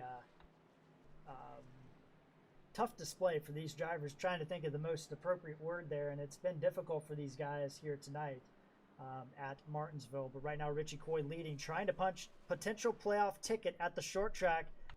Jason Speer, he's going to have to drop to the back, unfortunately, as he got caught up in an accident, not of his doing again tonight. And Randy McKinney will be on the outside once again. Neerad, Lang, Solari, Rupert, Shoemaker, Royal, Grossi, and Held, your top 10, with Nolan knocking on the door, and Casey Mullen, Rachel Hunt there as well. What an exciting moment here, Jared. These guys have worked hard all night to be able to get to the finish line. They may not even make it to the final lap here. So this is going to be a tough scenario for a couple of these guys. You'd hate to lose out on 2 or 3 laps here. It'd kind of be like having a rain at Martinsville. Yeah, this is going to be very interesting because, the timing... it's going to be interesting when there's a timed race. We see this a lot in sports car races. We do have a lot of leagues run a time limit on their servers, and sometimes it does get there. But it's going to be very interesting to see how many laps we're actually going to be able to do. As we're about 6 minutes from the end, I do believe the pace car's lights are going to be off this time, though, which means 5 to go. We might get this race in before the quote-unquote rain comes, Chris. Well, and that's what all these guys behind Richie Coy want to see. But what Richie Coy wants to see is an immediate caution as soon as we take the green flag here. That'll secure his win almost certainly, and that's what he wants here tonight. Yeah, no doubt another caution will end this race one way or another. And the pace car is going to head off. Coy and McCanny holding the front line. Nearad and Lang in row 2. Solari and Shoemaker row 3. And we will get going. Flag is out. Green flag's back out. And we are going to end this Martinsville race one way or another. We certainly are. And there was definitely a big checkup there from Richie Coy as he just did not get going and caused that inside lane to have to check up, and it posed an issue for Dale Nearad as he is now in 3rd place. Didn't lose his position, but he definitely lost a lot of time on our leader. 3 to go here at Martinsville. If we stay green, we'll get this race in. Coy, McCanny, Nearad, Lang, Solari, your top 5. Shoemaker in 6th place. Solari loose off the corner, holds on to the 74 car. Deep further back, we got Shoemaker, Rupert, Ronnie Royal, and John Held all battling with Wayne Grossi. 2 to go. 2 to go, and it doesn't look good for Rennie McCanny or Dale Nearad as Richie Coy has really started to pull away on these guys. Coy coming off turn number 3. McCanny is there. Nearad is trying as well. Solari up to the high side, trying to hold on to the top 5. Shoemaker's going to get underneath him. White flag is out of Martinsville. Richie Coy has worked all night to keep that number 19 clean, and it seems like he's going to be able to do it as he comes into the final corner here tonight, Jared. Richie Coy sees the checker flag. McCanny closes up, but it's going to be too little too late, and Richie Coy is going to win here at Martinsville. Randy McCanny will get 2nd. Dale Nearad will grab the last spot on the podium with Lang and Solari 4th and 5th. Shoemaker will come home 6th. Rupert, Royal, Held, and McMullen in your top 10, Chris. Holy cow, what a race tonight. It was a long one. It was an endurance race, but it got done, and Richie Coy, the victor, punches his yellow ticket. Well, and you said it right there, Jared. This was an endurance race of the ages, and certain guys were able to make it through. And as tonight, the victor goes to Richie Coy and that number 19 car. Did what he needed to do to stay clean, and honestly, Jared, he has the nicest looking, cleanest looking car in our field tonight. Yeah, exactly. I was about to say the same thing. I don't know. Now he's banging against the wall. So all that hard work, Richie, to have a clean car and you damage at the end. I don't know if Brody Hand is going to be happy about that, paying that damage bill. But Richie Coy, burn it down. Great win. And Chris, we're going to take a quick commercial break here from our top 3 finishers here tonight at Martinsville.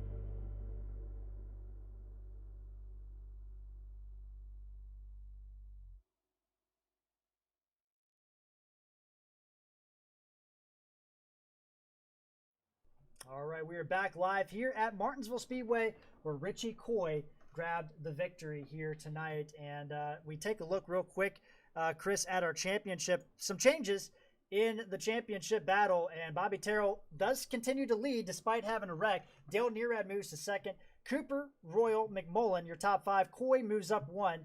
He will be in yellow next week after winning tonight. Torgerson, McCanny up to eighth. Bernard Person, the big loser, drops 3 spots down to ninth. Jason Speer, your top 10. And we look back a little bit deeper in the championship battle, and that top 25 position, it doesn't look like, once again, anybody moved out of the top 25, which is good news, but it is starting to tighten up back there, Chris. Well, you say good news, and the people that are 26 on back saying that's terrible news. Very good point.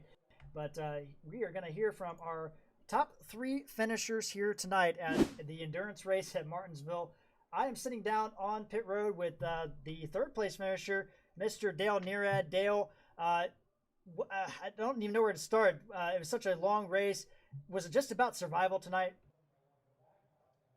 It sure was. It was a roller coaster, I would say, because it was like back, front, back, front, back, front, all the entire race. It was even being stuck in the back with even a dumpster car like I had there. I'm really proud of myself finishing third today with that, with the circumstances tonight. Yeah, you qualified 19th, which not a great qualifying run by your standards for sure. And you worked your way to the front of the field fairly quickly in this race. We did have some attrition that may have contributed there, but you looked clean. But we get up to the end of this race, or toward the middle part of this race, I believe, and you're racing with Richie Coy and Chad Lang, and there's a little contact between you and the 41 there. Oh yeah, I was trying to keep a nice pace with the 19, try to beat him out in the longer run, and it was pretty unfortunate to see 41 Chang Lang get into the rear of me, and I don't know, sit right back in the field where all the carnage is. But I was able to make it up. I had a pretty decent setup. Bernie, Brian, tough luck for them tonight, but they really built a really good piece for me and for everybody in the team. Yeah, you guys were up front. I mean, Brian Helm had a rocket ship, and he was caught up in a very early incident for him and limped home to finish, I think, 31st tonight. But Dale, I mean, you pitted, and you had the freshest tires out of the entire group in the top 5. I think John Held had the second newest tires, and he pitted 40 laps before you. Was there anything that you could do with those new tires out there, or was it just track position that was kind of holding you back?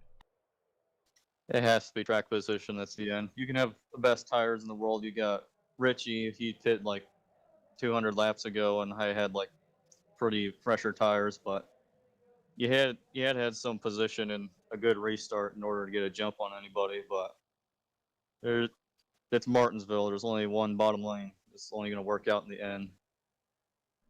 Well, Dale, you unofficially move up to second in points. That's got to be exciting, and you're leading the Rookie of the Year points over the winner tonight, Richie Coy.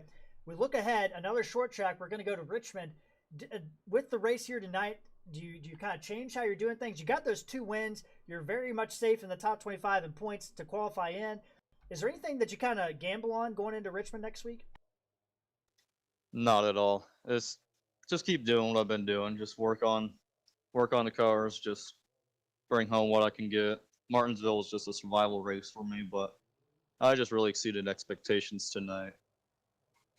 Well, Dale, congratulations on that third place finish here tonight. I'm going to turn it over to you and let you have the last word, bud. Yeah, sucks for my teammates out there having bad luck, but it was really good racing up the top 10. Really unfortunate for the guys that got caught in the carnage all race, but that's it. All right, Chris, that was our third place finisher, Dale Nearad, and I believe you're sitting down on pit road, catching up with our runner-up tonight, Randy McCanny. I certainly am. And Randy, first off, congratulations on your second place finish with that modified here tonight at Martinsville. Take me through your race. It was certainly a long one, and you had to persevere definitely to get to the end.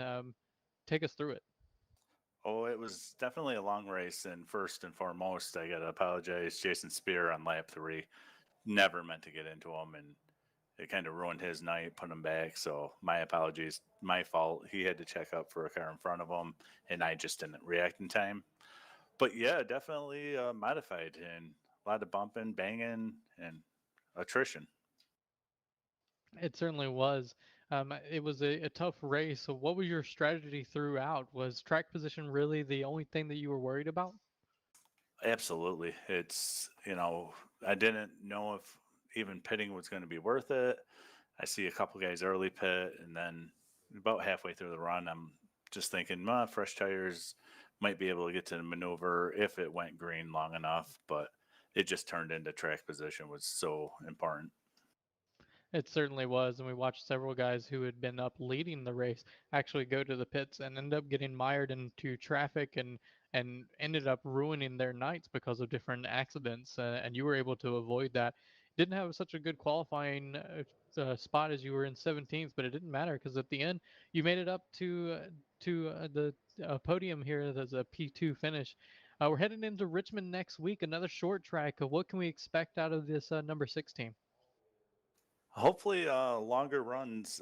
I think our setups that Jared's building on the longer runs that seems to fit what we're doing. And if we can just get into a rhythm, get some long runs, get some tire wear, I think we'll be in good shape. You said it best there. Long runs that and getting into a rhythm. Didn't have too much of that here tonight. A couple opportunities we did. We think we went had a about a 35 lap green flag run, and that was about the longest one we had. And it definitely seemed like your car handled well during that run, even with the damage that you had to it. And you got anyone you like to thank? Sponsors, friends, family, anyone back home to get you to and from the track? I definitely got to thank Jared, everybody that helps work on setups with our alliance.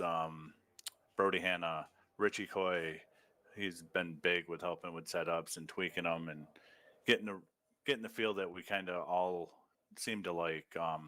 Chad Lang is another one that's been really stepping up and helping us. But without those guys, I mean, these short tracks aren't my thing, so I'm kind of leaning hard on them for these.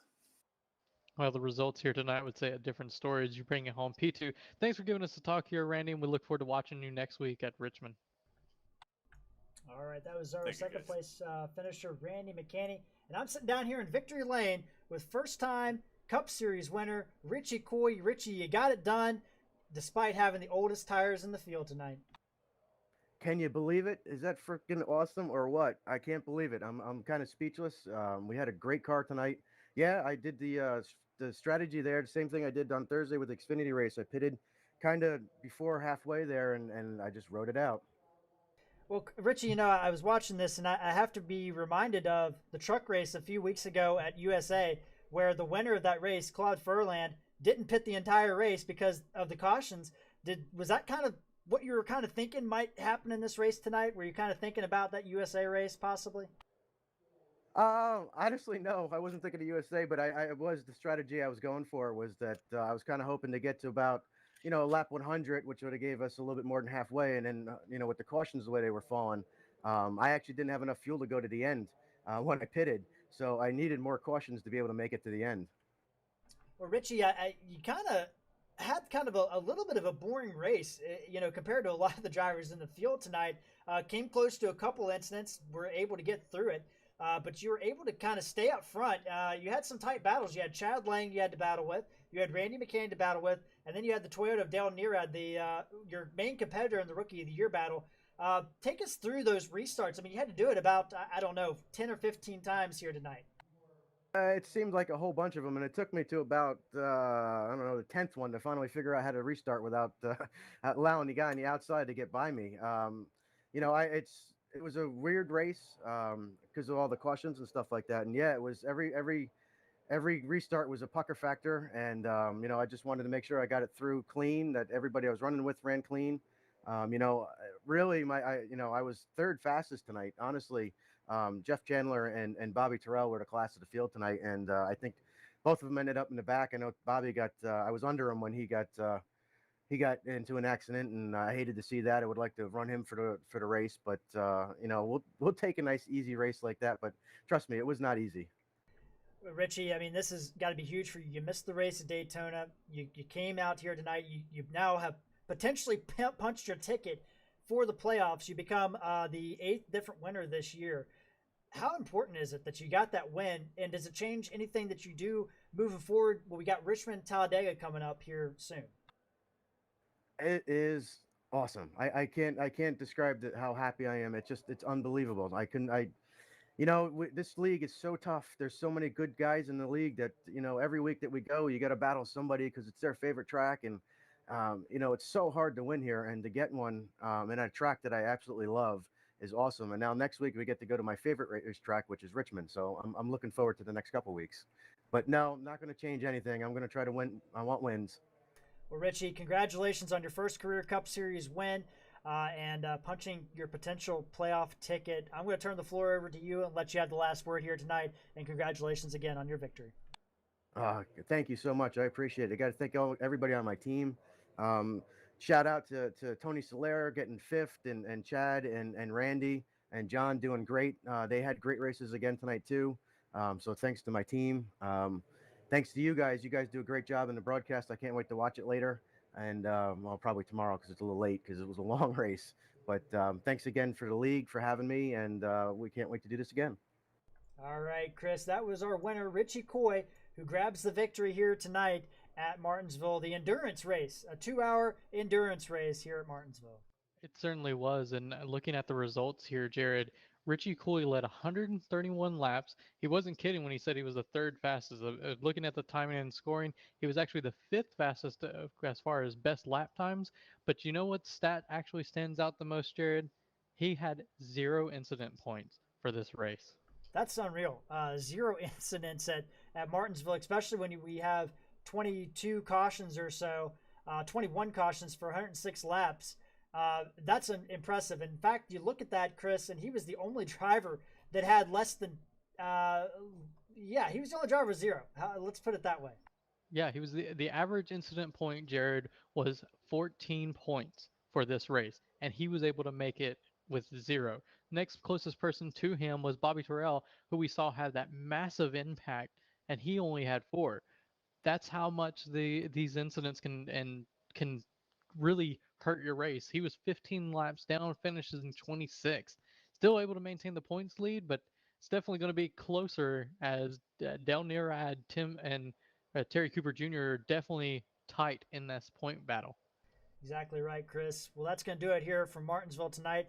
We will be back on Wednesday night for the Full Throttle Sim Racing Blackwater Products Truck Series. They're going to be at Richmond Raceway first, and then on Thursday night we have the finale of the Elite Sim Racing Association, the IndyCar Series, tight championship battle there. 3 drivers with the potential to win it in the last race at Las Vegas, an oval to decide it all. You don't want to miss that, and we will have that coverage on Thursday night. But for tonight, for Chris Speer, for Full Throttle Sim Racing and Full Throttle TV, I'm Jared Carr, and we will see you guys out on the track.